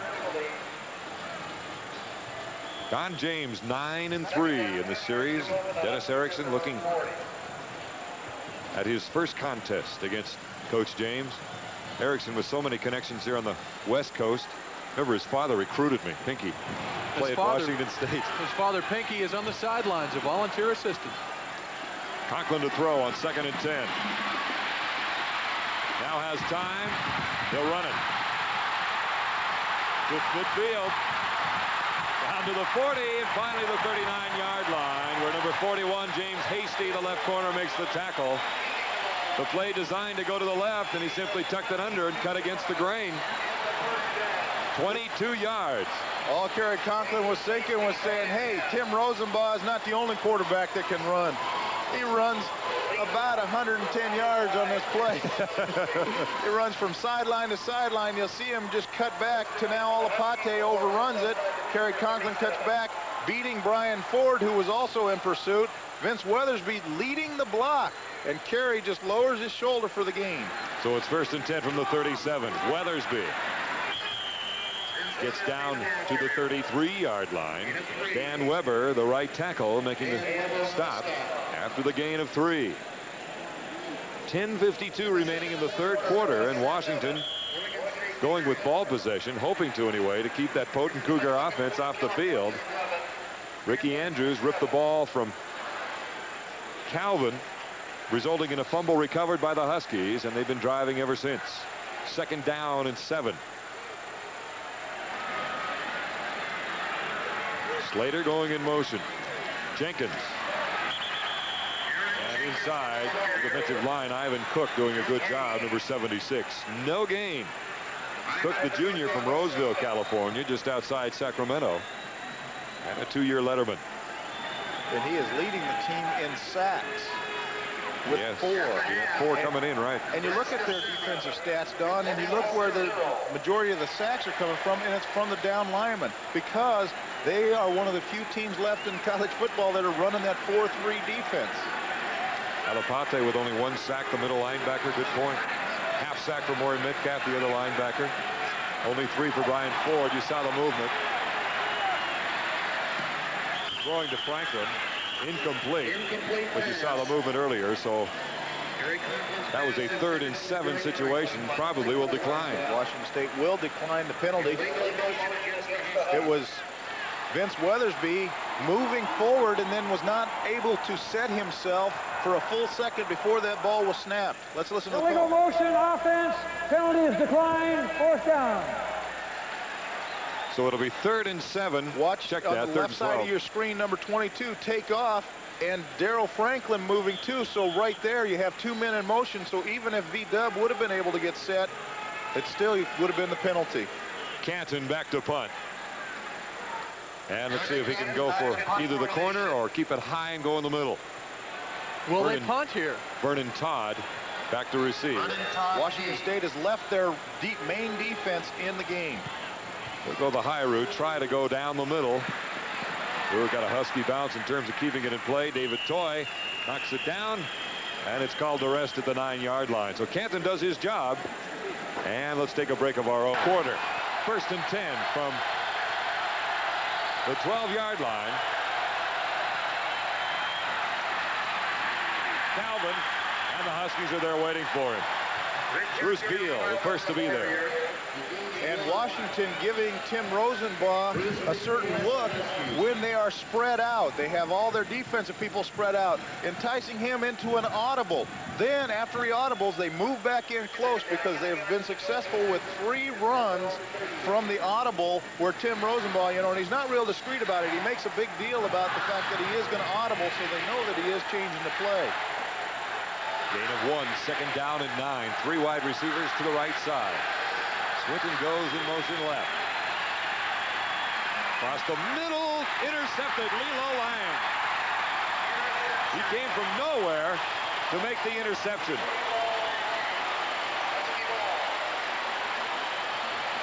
He got a great step on it, reading it, I think, and that was one of the biggest keys on that interception for him. Well, he was trailing another receiver who was crossing the field and then saw Tim Rosenbaugh throw. I believe he is throwing for Chris Layton, the tight end, who's coming down the field from the right side, from the left side of your screen. There you see him throw the ball. Oh, no, he's going Broussard. to Steve Broussard. But great concentration by Lilo Lang. Almost make-a-wish time there. 1st and 10. on the 38 of Washington State. Second interception for Rosenbach today. The pitch. Weathersby has room. He's gone. Touchdown Washington, but we have a flag down back on the 25-yard line. By Brian Slater and Artie Holmes. They were entangled. Let's see what the call is. But the guy that made that play go was Kerry Conklin. Great pitch, nice execution, except for one play, and it is indeed a hold against Washington. That play almost gone, didn't get underway. Brett Weesey was pulling from his right guard position, about ran over Kerry Conklin. Holding, offense, 10 yards to the spot. Repeat first There's down. one guy who's not pleased about that. That's Don James. That's an understatement, Keith. Taking another 6 off the board. Very easy to reminisce about a certain punt return against Southern Cal that was called back, a touchdown punt return because of a penalty, which hurt the Huskies critically in that contest earlier this year. They had an interception return called back. Darrell Hall. So it's first down and 8. They march off the 10 yards from the point of infraction. Weathersby not getting much inside. Jim Downing up front with one of the hits. Also John Rust, redshirt sophomore, outside linebacker out of Sandpoint, Idaho. So it's second down and 7 after the gain of 1. There you see Tim Rosenbaugh and Dennis Erickson having a little chat. He didn't want to turn the football over, and they've come out with 2 turnovers in their first 2 drives in the second half. Suffered 4 interceptions a week ago as Slater goes in motion. Second and 7. Conklin with time, got a throw, had pressure from behind as he was looking for Scott Jones, number 82. I think he could hear footsteps. The pursuit was closing in from behind. Just a little bit. I know one guy that wasn't pursuing, though, and that was Marvin Adams. Looking for Mr. Z. He ran into Mr. Z again and got, as Dave Cadigan from USC would call, another decleater. Got a cleater. Third down and 7. Washington with a touchdown called back after a holding penalty. So they go from the shotgun.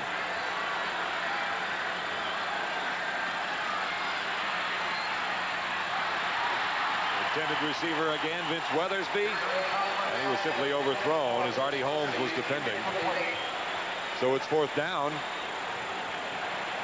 And Canton will come back on. That offensive unit on the field for Washington with just 2 seniors. There are 23 making their last appearance in Husky Stadium today.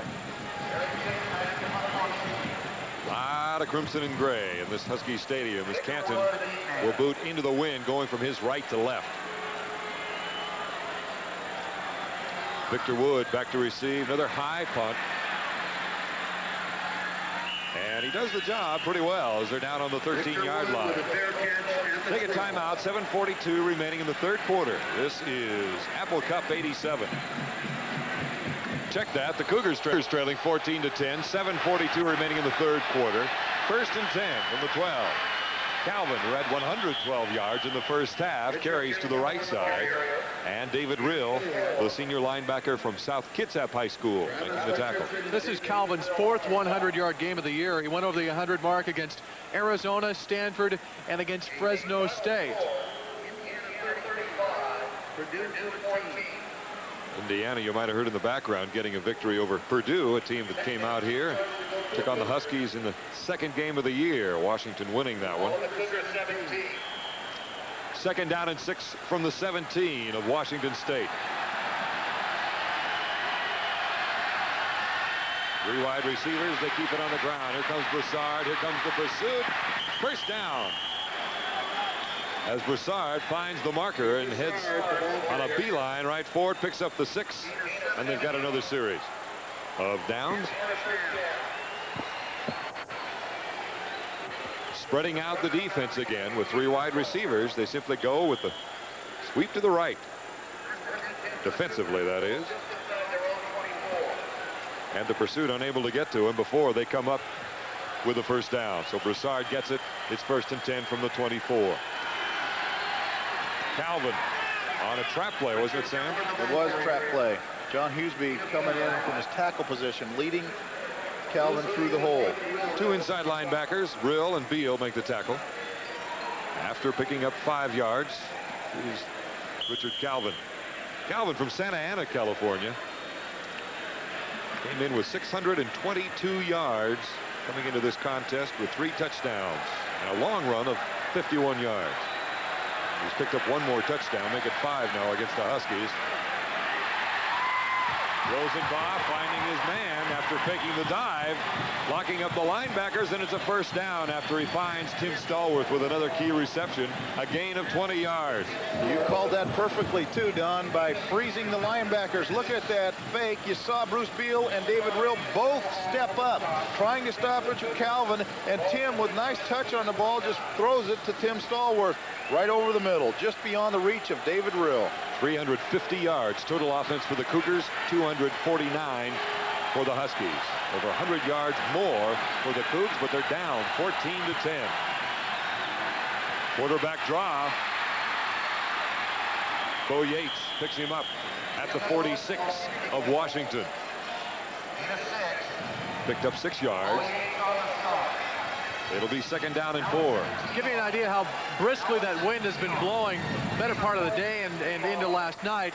They put the tarps down on Husky Stadium last night and all the tires and everything else, and it physically blew them off.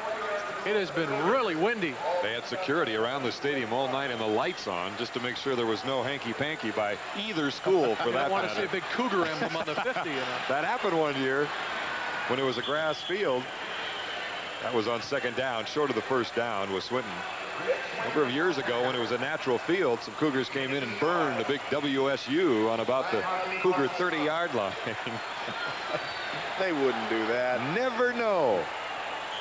I've been closely affiliated with both sides, and both sides are quite capable of doing something like that. Cougars 5th in the Pac-10. 3rd down and 2.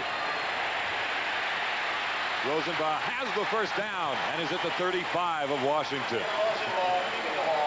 They keep the drive going. 4:46 remaining in the 3rd quarter. Rosenbach with a lot of good training at home as well from his father, Lynn.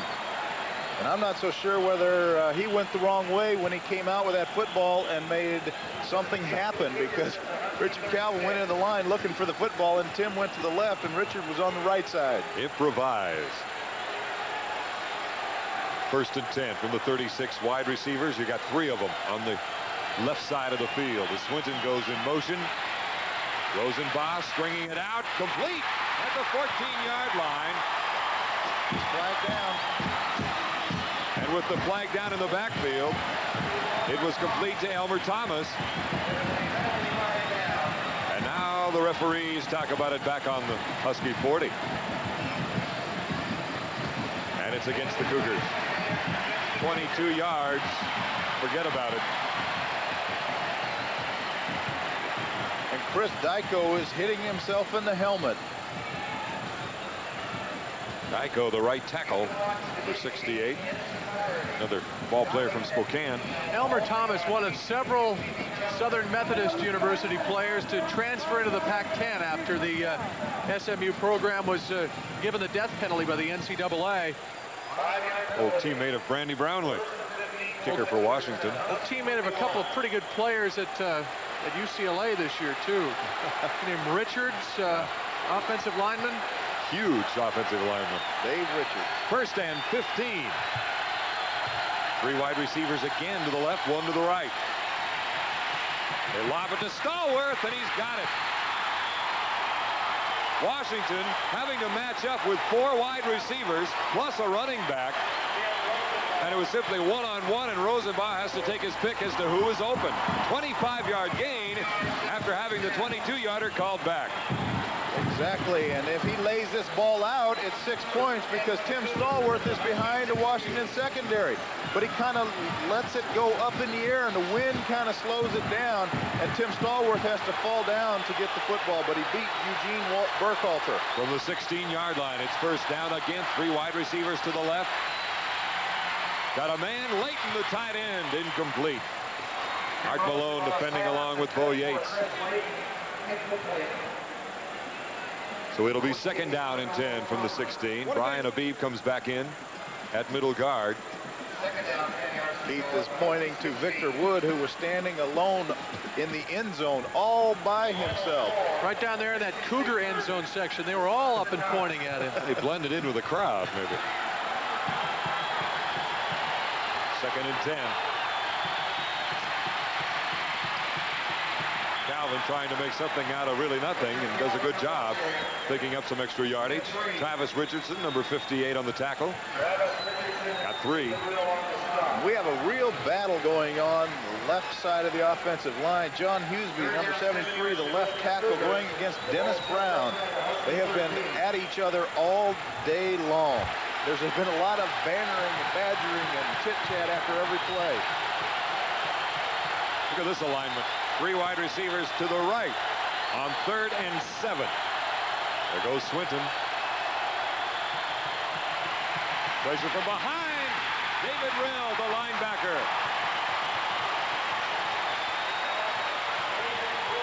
David Rill with his 3rd sack of the year. And that's what happens when that back goes in motion. You don't have a back in the backfield.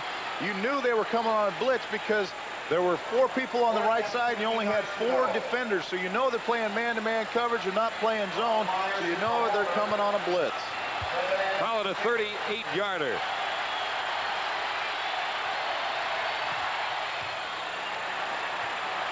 It's good. And the Cougs move within 1, 14-13. Adams with his 2nd field goal of the day. A 19-yarder earlier, and now the 39-yarder. 2:27 remaining in the 3rd quarter. And now the onus goes back on the Husky offense. They quite simply have to keep the ball away from that Cougar offense. I've seen everyone and heard everyone talk about the turnovers of the Washington State offense, but I'll tell you, in a couple of years, Dennis Erickson, if he gets the people he needs, is going to have one incredible offensive machine with these formations and his style. Well, and another thing, too, is he has 24 to 25 scholarships to go out and recruit with this year. He's looking forward to getting some of the skill people he needs at the wide-out positions, a couple of good running backs, and some DBs. Let's see the sack again by David Rill. Came from an area we normally don't see him, from the outside. That's right. He's coming on a stunt, coming right up from the outside. Tim Rosenbaugh takes a quick drop because they had 4 receivers, so Tim was looking to the right side of the field. So he didn't really feel David coming until the last minute. Adams with a 39-yard field goal in hand. Franklin. And he'll leave it there. Well, you can tell that wind is really coming off the lake hard. Back to the 20-yard line. Washington will start up. And the Huskies will have the wind at their back in the 4th quarter. Good point, Keith. These people have had the wind in their face all day, and they don't seem to mind one bit. Not one bit. 2:27 remaining in the 3rd quarter, the 80th Apple Cup. Don James still looking for a couple of more victories to become the all-time winningest coach in the Pac-10 against Pac-10 competition. Needs 3 victories. He'll have to do it next year. Taking the reverse, and that one had problems from the very beginning as Weathersby simply tries to get back to the 20-yard line. Tony Savage breaking things up for Washington State. 2 guys having a real long day right now. One of them is Tom Erlinson, who's in street clothes on the sidelines. The other is Chris Chandler, who is in street clothes with the big Husky wrap around him, trying to remain warm. At least he's standing up now. 2nd down and 10, no gain on the last play. Minute 55 remaining in the 3rd quarter. Conklin at quarterback. Got the tight end. Yes, it is. Scott Jones. Short gain, however, only to about the 24-yard line as Brian Ford read it well. Outside linebacker. Offensive lineman Mike Utley, the right guard, getting the wheel taped up.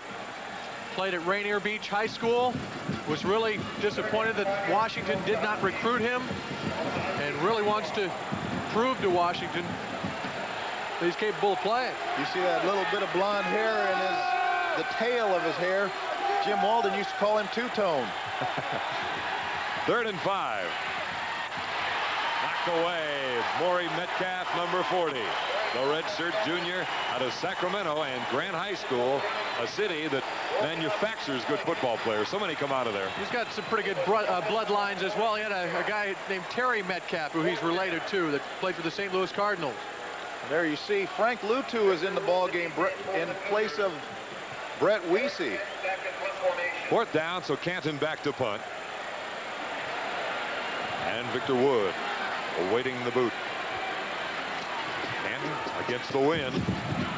Wobbly punt. Could get a return on this one. Here comes Wood trying to get to the picket fence. And he's tripped up. Ricky Meyer, number 35, one of the backup fullbacks, gets a hand on him. So 1:30 remaining here in the 3rd quarter. Again, it's Washington State's offense on the field. This is Dennis Erickson's first visit to Husky Stadium, his first meeting with a University of Washington team. The last Cougar coach to win in his first meeting against Washington was a guy named Jim Sweeney. He did it back in 1968. The score was 24-0. He lost a heartthrob here in 1976, too, to Don James. Broussard on the screen. Down to the 40-yard line, and another first down for Washington State. But Don, one thing I wanted to point out is look at where they are starting their drives. Again, they're only having to go the short field, and then they're in field goal range. And it's because they are not getting the big transition out of the punting game. 12-yard gain on Broussard's reception and run, and as you see, they're taking care of him now. He came into this ball game with 44 receptions, and I was wondering, you know, because of, you know, he's 3rd in the Pac-10 in receiving, right, but he lines up in so many different positions. He's like a wide receiver. Much like a Bill Walsh used to do at Stanford, still does with the 49ers. Yeah, Darren Nelson, exactly. But Tim looks him off downfield last minute. He has Broussard, hits it to Broussard, who has linemen in front of him to lead the way. You see Mike Utley block on Bo Yates.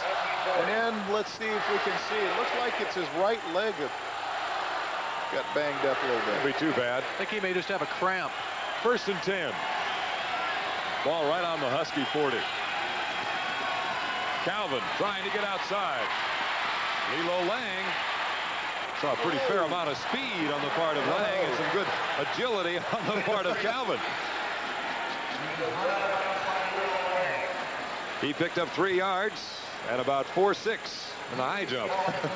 John Chaplin, I wonder if he was watching. That's right. There we go. Trouble is, there's no cushion pit waiting for him. It's a big track. Lilo gives him a little assistance. I cheated. He stepped on the bench itself. I thought he leaped over it. 2nd down and 7. 2 wide receivers to the short side. He'll do it himself. And looks like no gain after running about 20 yards. Harrison on the tackle. Marty, former decathlete, I think has been one of the solid improvements on the part of the Husky defensive front this year as a stud linebacker. Very steady ball player, as has David Rill. Very consistent indeed. 3rd down and 7 for the Cougars. They trail by 1. 24 seconds remaining in the quarter. Lots of time. Got a man. Will they mark it?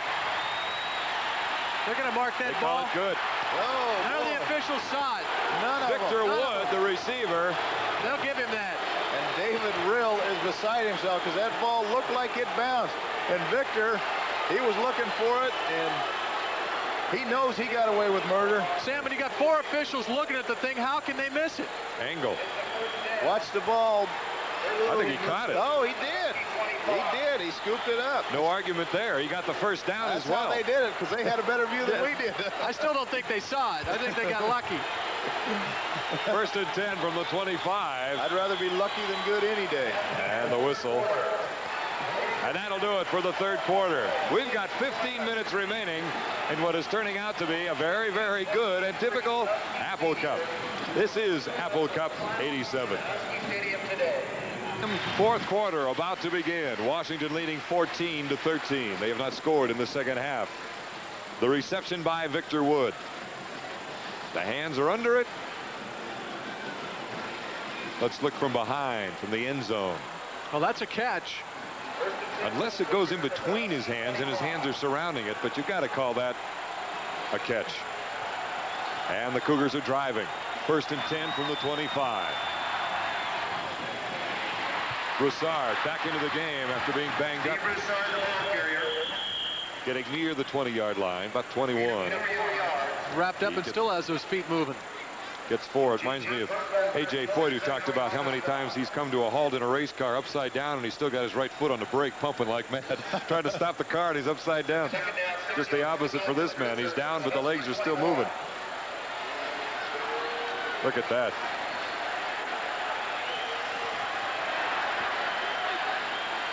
Second down and 6. A Husky getting his hands on it. Again, Marty Harrison. Richard Calvin was the intended receiver. Marty, tall ball player, by the way. What is he, 6'5"? 6'5", 228. Lean, tall. Tim Rosenbaugh looking downfield and then immediately goes outside. Didn't really give the play time to develop, and Marty Harrison read that, so he stopped his pass rush because he could see the lineman coming out to block, so he knew a screen was coming his way. That's just good play recognition. 3rd down and 6. Calvin goes in motion.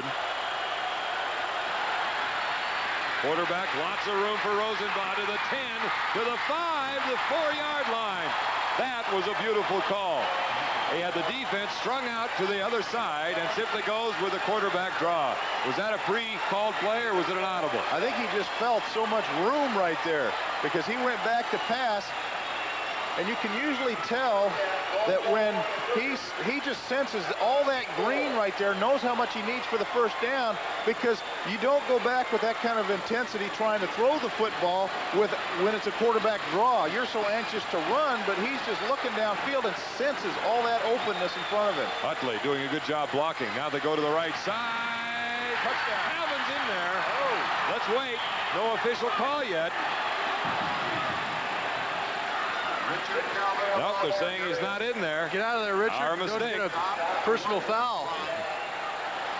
That was almost one of those Arizona games when the quarterback went for 2. Boy, it looked like his shoulder pads hit in the end zone. The official saying that but the ball didn't cross the plane. Didn't break the plane. That's what Richard is saying. 2nd and goal from the 1. Look at this gold dust on my jersey. What do you mean I wasn't in there? Rosenbaugh punches it in himself. And the Cougars have the lead. And look at the end zone erupt.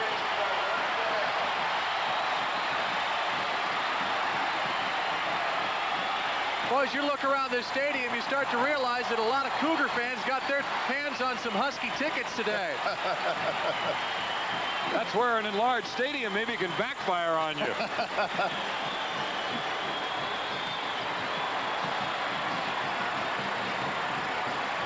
Cougars with the lead, 19-14. And it looks like they will go for 2 to get the obvious spread, make it 21-14.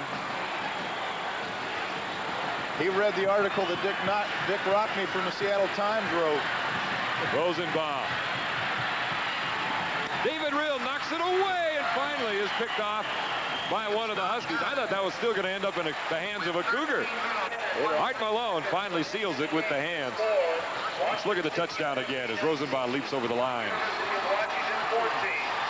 You see the ball break the plane and then Tim gets rejected. Boy, that and not much more. Let's go to a break. 13-20, 4th quarter. Cougars on top by 5. State prepares to kick off. One thing we should think about, Keith and Sam, is that the Huskies have had a horrible time this year trying to come back. Well, Washington State has to realize that now that they have the lead, their job is not over, because Washington is very capable of coming back, and Kerry Conklin would love to put his mark on the Husky football program.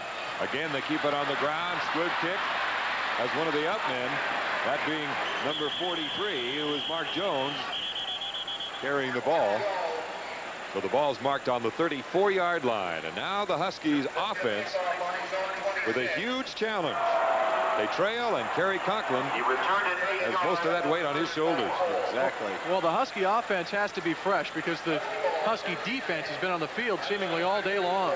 Well, they have not been able to sustain a drive. They're going to have to try to do what Don talked about earlier, was a little bit of their variation of ground chuck. 1st and 10 from the 34 and the time remaining. Option pitch. Weathersby to the 40. First down Washington as he gets out to the 46-yard line. Well executed play.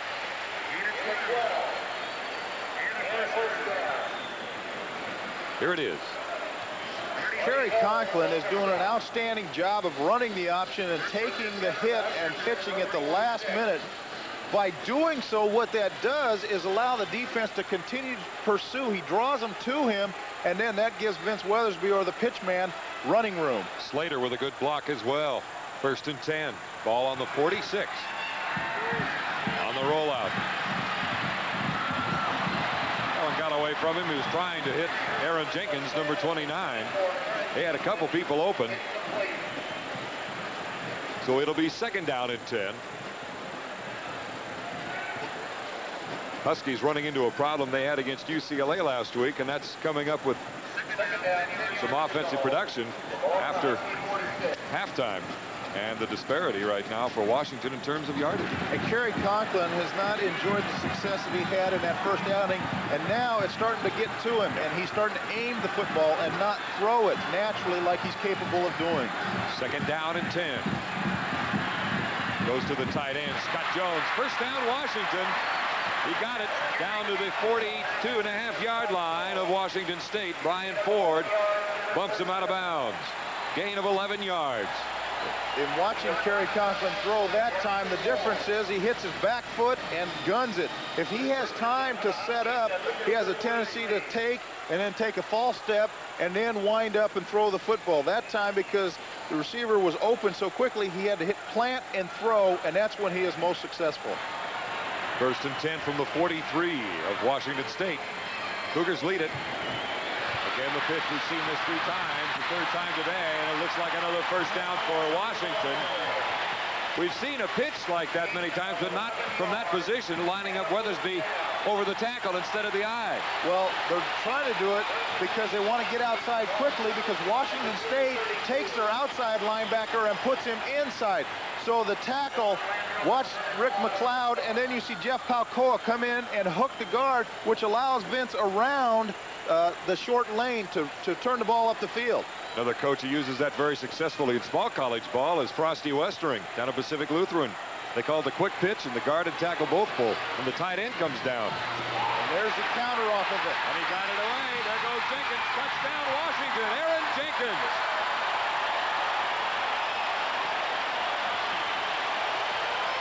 They lined up in that same formation.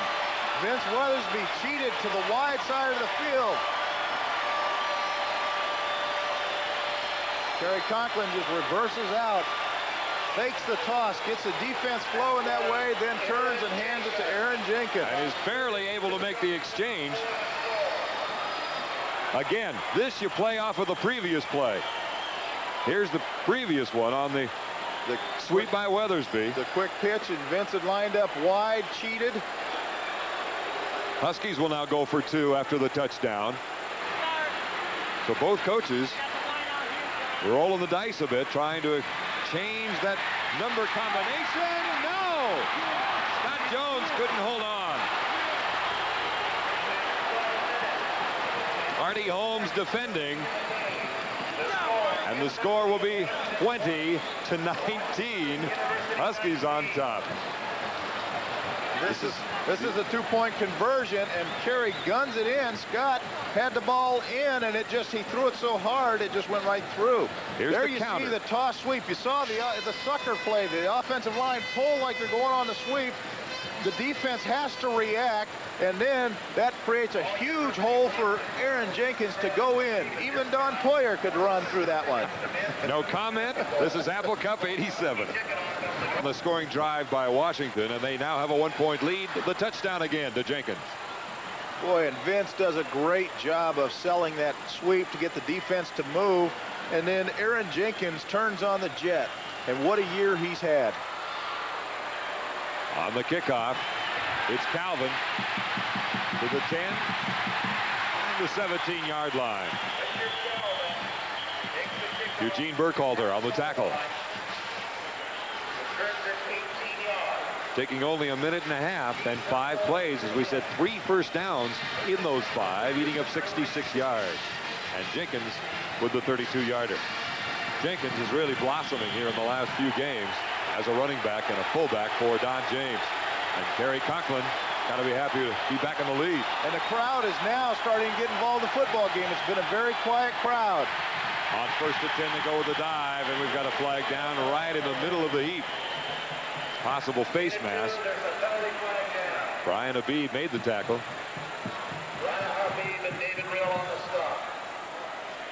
Yeah, let's call it a hold.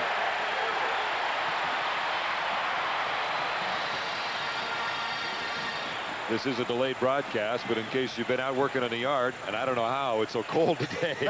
UCLA in the 3rd quarter leading Southern Cal 13-3. As Tim Rosenbaum takes the signal from the sidelines. Looking on the right side, you see center Paul Wolf. No, there it is. Looks Mr. like Utley. Mike Utley, that left arm. Now it's clear back on the 8-yard line of Washington State. We mentioned out cutting grass. You know, Jim Walden had something, and the whole city of Spokane is going to write me letters. But Jim Walden said that one of his major gripes, of course, was Spokane. And it's because they were all out cutting grass or sleeping in on weekends. 1st and 19 for Rosenbaum, the Cougars.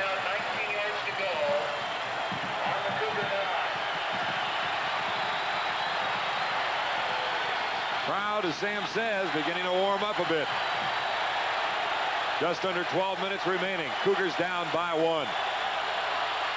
Willie gets back in time. No flag. Rosenbaum to the left side. Over the hands. Interception. Eugene Burkhalter. He could go all the way. Goodbye. A 28-yard interception and the touchdown.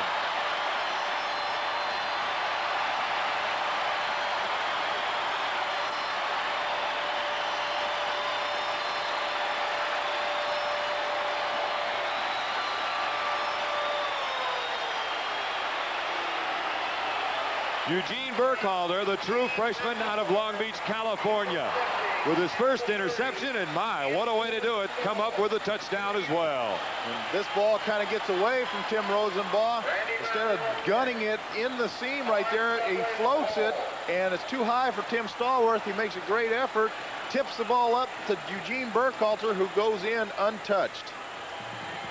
Brownlee with a point after, and it's good. 11:30 remaining in the 4th quarter, and Washington with a big takeaway leads it 27-19. This is Apple Cup 87. Eugene Burkhalter certainly has one now with a 30-yard pass interception for a touchdown. Sam. Tim Rosenbaum just going back.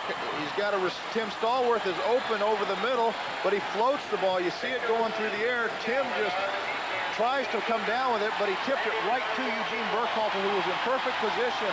And I don't think that'll be the last time that's his interception that he scores a touchdown on. Highly, highly touted freshman coming in. And we remember 1982 when Jim Walden knocked off then 5th-ranked Washington and knocked them out of the Rose Bowl. Randy Brownlee using a little wind, able to knock it into the Cougar band.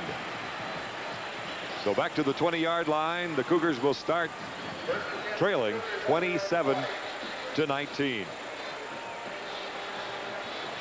Attendance today, it was projected as a sellout, and they've got it. A new record here in Husky Stadium with the new addition. Just over 74,000.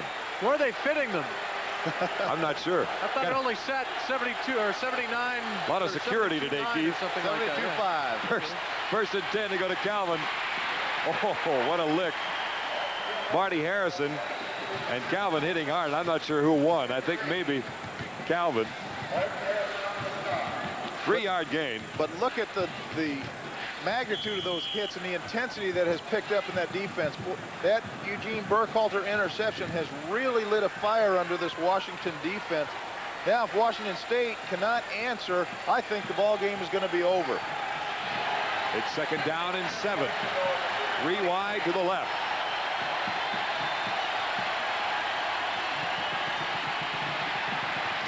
On the counter, not much. short of the first down. David Rill knocks him OB. He picked up 3, so it'll be 3rd down and approximately 4 yards. Don James getting superb performances from his punt team today and his defense. They've put 14 points on the board. Much needed in the absence of a Chris Chandler. More typical of a Husky team, really, in past years. 3rd and 3. Pressure. Incomplete. Chris Layton, the tight end, was the intended receiver for Rosenbaum. Time to punt. Still feel the same way, Sam? I do. I think that Washington State, Tim, his confidence is shaken a little bit now. He's trying to make things happen. He's bolting out of the pocket. Rob Meyer back to punt. Only his 2nd punt today. And the first one we saw returned by DeMoy Williams. We got a flag down around the punter. And it looks like it'll be a call on Art Malone, who rushed Meyer on the punt. And obviously there was contact. There was contact that a lot of fans are booing, but I think the reason the flag went down is because it presented a possible injury situation for the punter. He slid in underneath his leg. Don James about 3 yards on the field. Can't believe it. I was waiting to see the flag. I don't know. Did DeMoy Williams signal for a fair catch? Well, the flag went down as soon as the punt went off. We just barely can see. Let's watch. Malone, number 4. See, he's up in the air. A guy coming up underneath him and making contact, and the rule book states if you make contact, you got to throw the flag, and they're taking it to the extreme there. New life for the Cougars as Calvin carries out to the 35 on first down, gain of roughly 4 yards. 10-17 remaining. 27-19 Washington. David Rill made the tackle on Calvin along with Travis Richardson, number 58.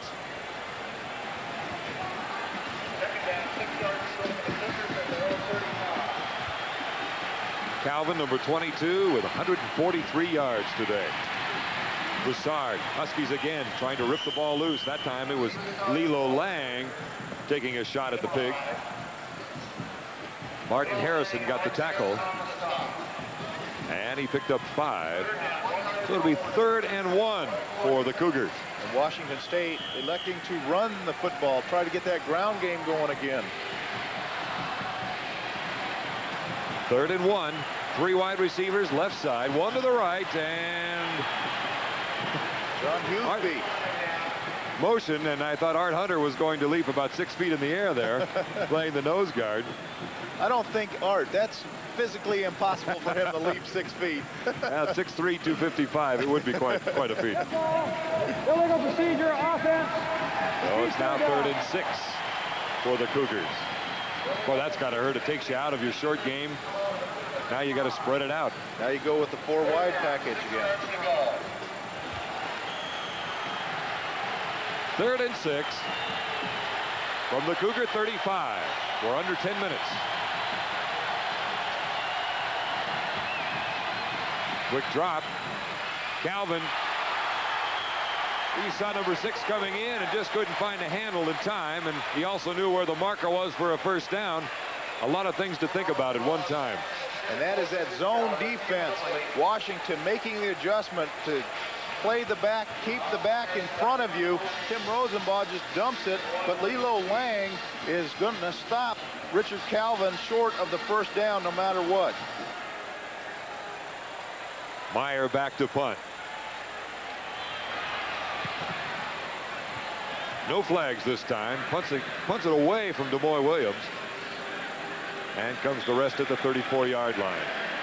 So the Huskies now hoping to eat up some time with 9 minutes remaining in the 4th quarter. And they have an 8-point lead. And Rob Meyer does his job. Came in averaging 38 yards per boot. Don James hoping to make it 10-3 against the Cougs in his tenure at Washington.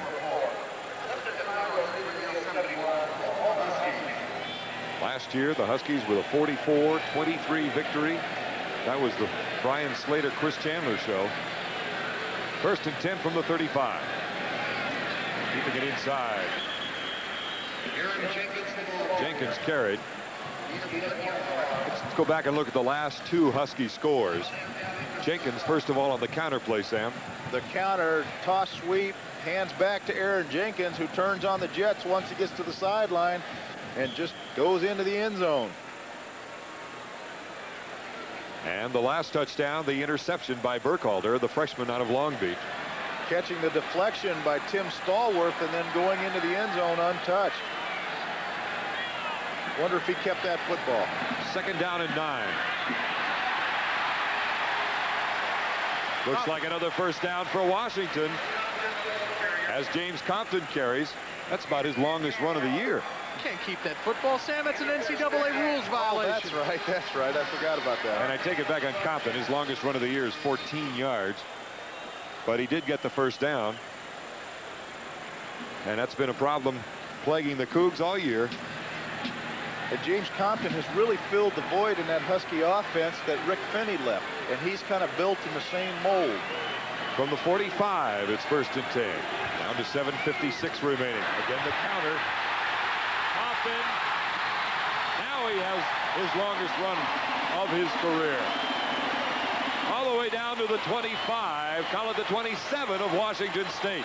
Boy. Compton, the redshirt freshman out of Bandar, Texas, picks up 28. And Kerry Conklin did a great job. Watch him just barely get that off. Tony Savage has him by the shoulder pads, and Kerry on the way down gives the ball off to James Compton. Nice play. He had Tony Savage on his back when he made the handoff to Jenkins for the touchdown on the same play. Exactly.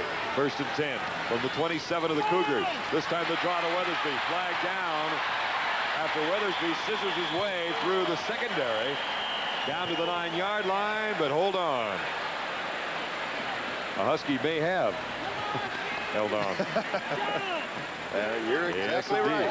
Forget a 17-yard run by V-Dub.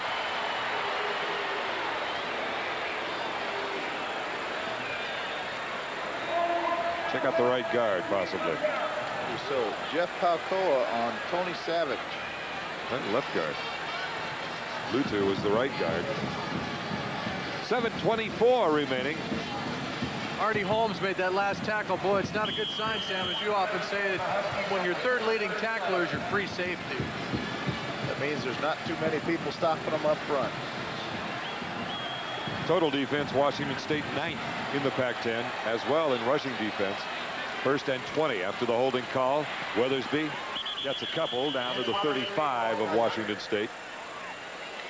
Washington State is getting more and more aggressive now. That time they brought the free safety up to the line of scrimmage, came with an all-out blitz. And he made the tackle, Vernon Todd, who's a JC transfer out of San Jose Community College. And if he misses that tackle, it's off to the races for V-Dub because there was nobody past the line of scrimmage. Slater to the left, Franklin to the right. That's it for wide receivers. Conklin feeling a little bit of heat, and that one gets away from him. Looking for Scott Jones, the tight end. Like I said, he had Tony Savage and a couple of other people heading for his backside and front side.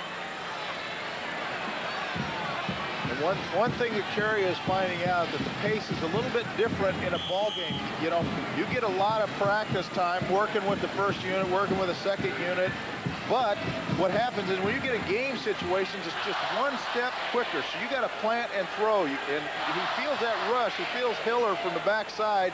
So he rolls out of the pocket, and then boom, Brian Ford and Chris Hiller just high-low him. Washington has called a timeout with 6:30 remaining. They're looking at a 3rd down and 18 situation. But Don James did not want to spend that timeout. He was waiting for his coaching staff to make some kind of decision as to what play to run on this 3rd and 18 situation.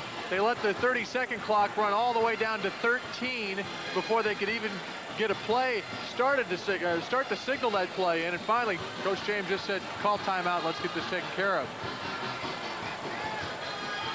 Dennis Brown came into this game. When you tend to look at certain records when you play a last regular season game. He had 91 yards in tackles for losses, that being Dennis Brown of the Huskies. The record for a single season is 98 yards in lost yardage.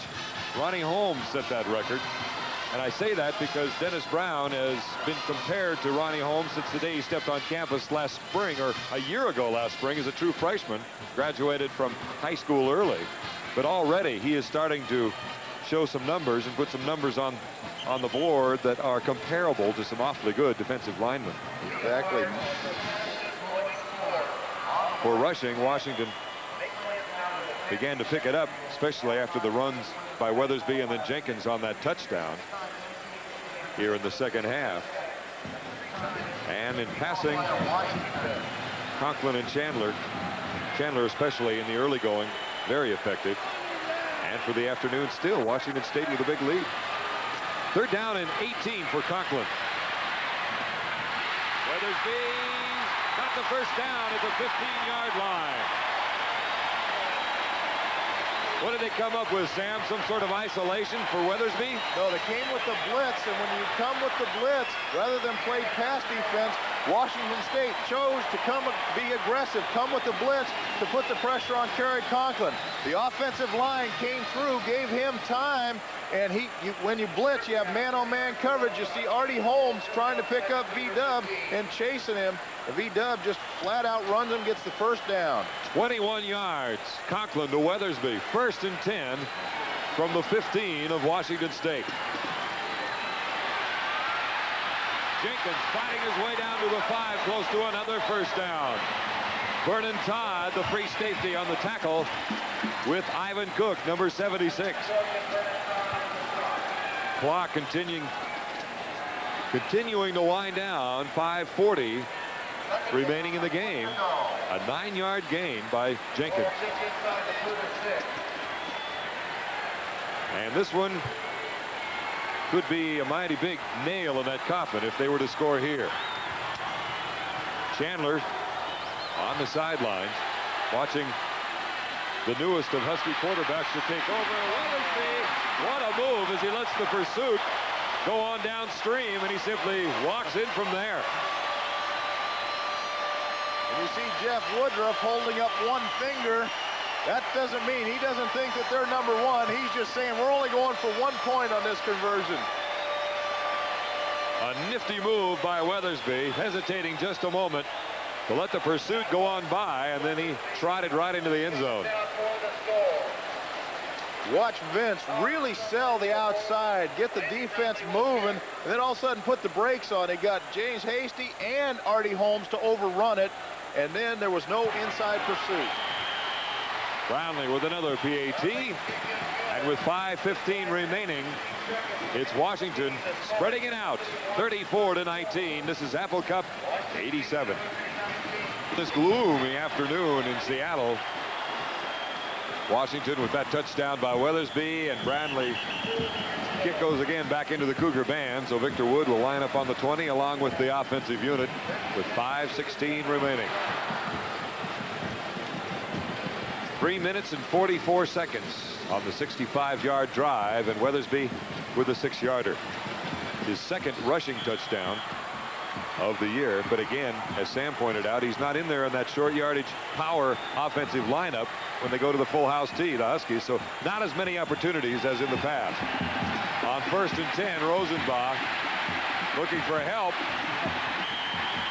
and is unable to get back completely to the line of scrimmage. Marty Harrison again, who has been a real pest with Rosenbach today, knocks him down for a loss of 1. Boy, and Bob Willig was the guy who just got blocked by Chris Dyko. He got knocked on his back and then just laid there for a minute and then realized Tim Rosenbach was still running around. That was sack number 4 for the Huskies. 2nd and 11.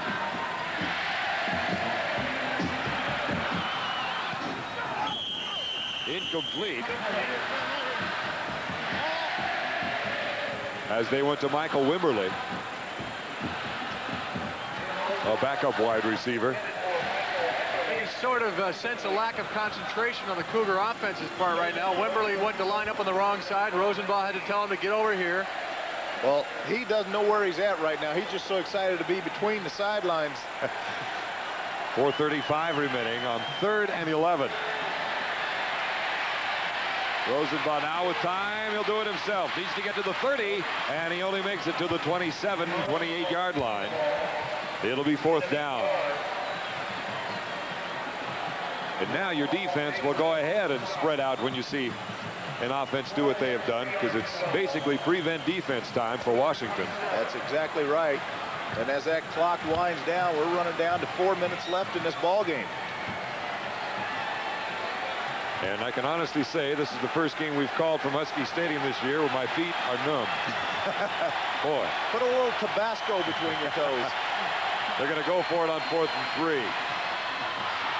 Nearly intercepted by Lilo Lang, who already has 1 interception today. So the Huskies will take over with obviously outstanding field position. Intended receiver was Tim Stallworth. 3:50 remaining. Tim Rosenbach is not pleased.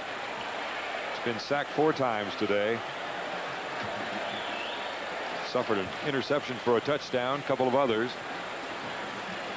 But it's a tough offense. He's learning. Yeah, he'll be back for. He will be back. 2 more years. I like him because he's such a good natural athlete. Now, if he can learn that Erickson offense and the decision making that goes with it when you have so many receivers, it's going to be just fine. This is Greg Lewis, the freshman for Washington. 3:43 remaining. And Lewis is a gentleman you'll see a lot of in the future, except he still has some underclassmen ahead of him in Weathersby and Jenkins, who are both back next year. And for the Huskies, if UCLA continues to win, can start thinking about Florida here pretty soon. Exactly. Florida in Hawaii. They can think about going there with a bit of respect with a 6-4-1 record. On 2nd down, Lewis got the speed to the 9-yard line. Let's see where they mark it. They go all the way down to about the 6.5-yard line. And Lewis showing you some of that speed that attracted Husky coaches when he played for Ingram High School here in Seattle. And it was very unfortunate last week because he started the ball game. It was his very first start. You see Kerry Conklin come out, pitch the ball, but he fumbled on that very first carry and didn't see the field the rest of the day, and that has to destroy his confidence. This will bring his confidence back. That 19-yarder will certainly help. Why didn't they put him back in the game, Sam, when it was out of reach last week? I don't know. Full house. 1st and goal from the 6. Slid by that one real well, Sam. Well, you're the analyst. You're the expert. Every time I've guessed on Don James this year, I've been wrong. I've heard he was conservative, so I go with the conservative, and he always comes up and pulls something wild out. Compton for 3 yards. Well, the Independence Bowl was here scouting today. The Aloha Bowl was not. They do not scout football games. They'll simply send their representative to sign the documents, and they'll be here tomorrow. That is Jeff Paukoa, the freshman guard, with what looks to be a shoulder, possibly a stinger, or we don't know. We'll have to find out after the game. He's had a bad shoulder. That's why he couldn't start against UCLA. 3:01 remaining in Apple Cup 87.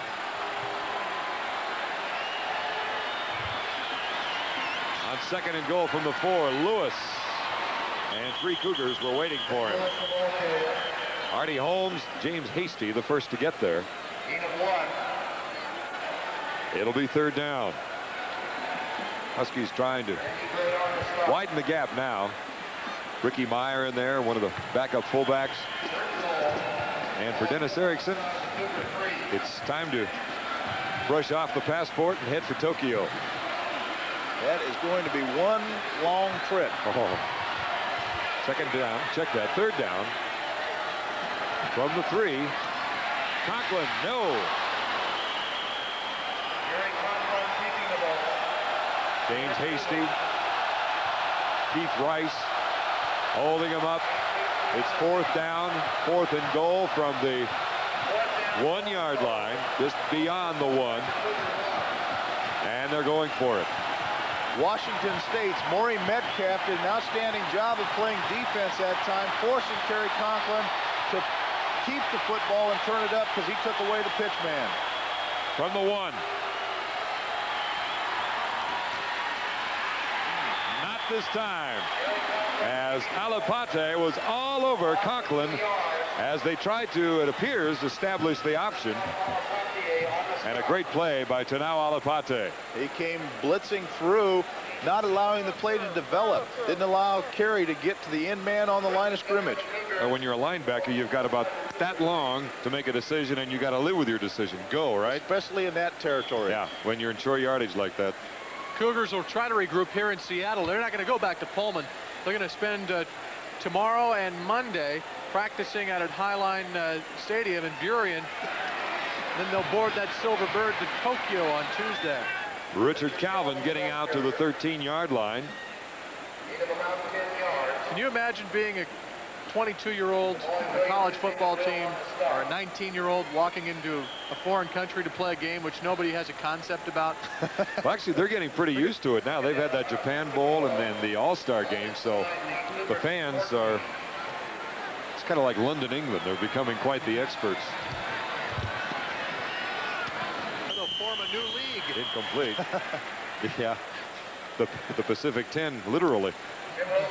Bill Pelham, the intended receiver. So it's 3rd down and 1. Swinton coming into the game. The Huskies, if all goes well in Los Angeles, will start practices probably in a week or so, couple of weeks, and be in Honolulu for the Aloha Bowl. Take on Florida. 3rd down, Rosenbaum. Lilo Lang is still going for he's it. Still trying. Down on his back and still wrestling with Swinton. 49 seconds left on the clock. Washington State in their 2-minute offense, just trying to, the clock will start when the chains are set. On 1st down. Rosenbaum to the 15, the 20, the 25. Depending where they mark it, he could have a 1st down. Looks like he does. I think he does have the 1st down. Hanged up a little bit. Talking with Dennis Erickson now.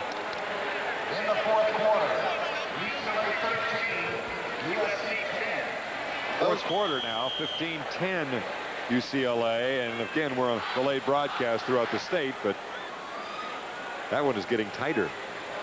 And of course, a USC loss, or rather a USC victory, sends the Bruins to the Aloha Bowl. Exactly. And the Trojans to the Rose. Screen to Broussard. To the 31-yard line. Clock will continue to roll. That was on 1st down.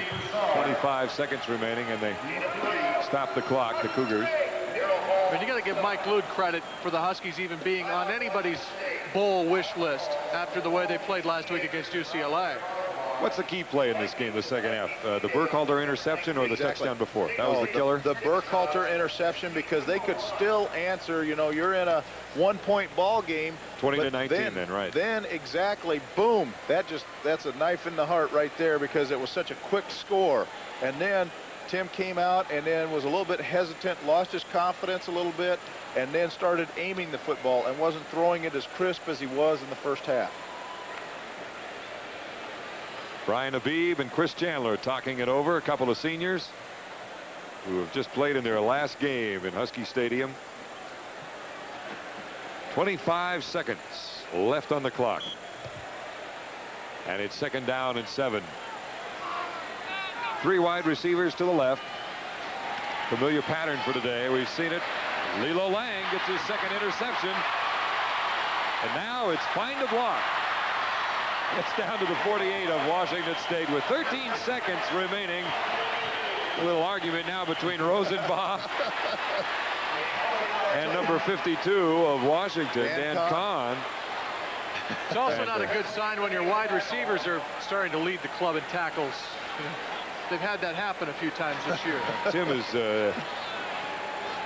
very animated. He was animated, to say the least. Offense. Dead ball.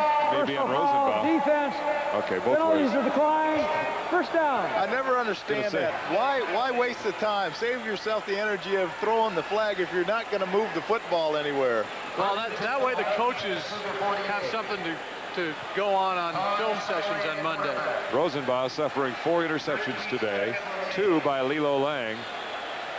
This last one, however, being thrown up for grabs, let's face it. Yeah, and he got high-load real bad on that play. Tarn Sablé at quarterback for Don James. His last ball game as a Husky. That's right. And he hands off to Ricky Meyer, the fullback. That more than likely is going to do it. So for Don James, he will be 10-3 against Washington State. He picks up victory, number 68, only 2 away from becoming the all-time winningest coach in the Pac-10 against Pac-10 competition. And Dennis Erickson, he has many, many Apple Cups ahead of him. Very popular coach, well-liked by his colleagues around the Pac-10 and the country, for that matter. So that's the final, 34-19. Washington taking the victory, and this is Apple Cup 87. 80th Apple Cup here in Husky Stadium. For the first time since 1982, a home team has finally taken one. 1982, back when Walden defeated the Huskies 24-20. Couple of comments. We'll take a look at these Husky touchdowns that took place in the second half that really broke the backs of the Cougars. First, the counter by Aaron Jenkins. And this was a key play right here because it was a time where Washington State had just taken the lead. Big Mo was on their side of the field, and then the Washington Huskies answered that touchdown and came back and took a lead 21-20. Jenkins' 5th rushing touchdown of the year. Then the interception by Eugene Burkhalter, the freshman, and coming up with a touchdown as well, a 30-yarder. This is the killer right here. This is the one that put the icing on the cake and made Washington State adjust their offensive game plan, pull in the reins a little bit, and Tim kind of lost his confidence as a quarterback. Icing on the cake, you're in the all-cliche team. Yeah, I know that. Here's the icing right here. That was the killer. This is the icing, as Weathersby is able to cut against the pursuit and simply stroll on in to the end zone. And that gave you the final, 34-19. So final comments in just a moment. This is Apple Cup 87.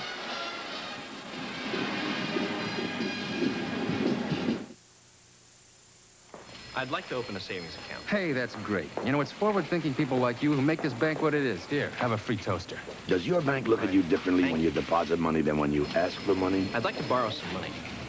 Are you sure you need this money? Well, Have you ever been arrested? Well... Would you submit to a lie detector test? You ever had a tax audit? What? Do you smoke? Next time, But come to when was First your last Interstate physical? Bank. We'll Any never history of give you the illness? bums rush. Come on, buddy. First Interstate Bank. We'll do everything we can to make you a loan. In the beginning, flying was a real adventure.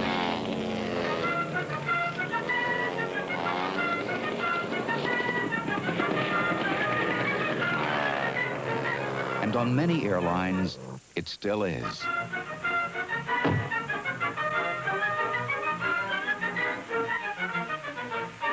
But at Alaska Airlines, we go out of our way to make sure getting there is just as pleasant as being there. For the record, Washington now 6-4-1 in 1987. The Cougars at 3-7 with a date with California in Tokyo in a week. And gentlemen, final comment. Well, we talked so much about emotion coming into this game. Well, the emotion gets to reside within those that wear purple and gold for another year. Sam? I think it was a great ball game. First half, the intensity was high, and I think through the second half, and then when Washington finally put it away. Also want to thank the Washington Sports Information Department for all year long a great job of filling us in. We've really enjoyed all their help. I'll echo that. Me too, to say the least. Chuck Niemeyer and Don Mucci, Chip, all the guys, thanks so much. It's And really been Cindy, helpful. don't forget Cindy. And Cindy, and also Gene Granger, who has since gone on to greater things. Okay, well, that's going to do it. For Keith Shipman, Sam Atkins, I hope you've enjoyed our delayed broadcast this year, especially here on the west side of the mountains. I'm Don Poyer, and we'd like to show you some of the people that have made this broadcast possible, and our thanks to them. And for our producer, Steve Woodruff. Nice job, Woody. See you in 1988.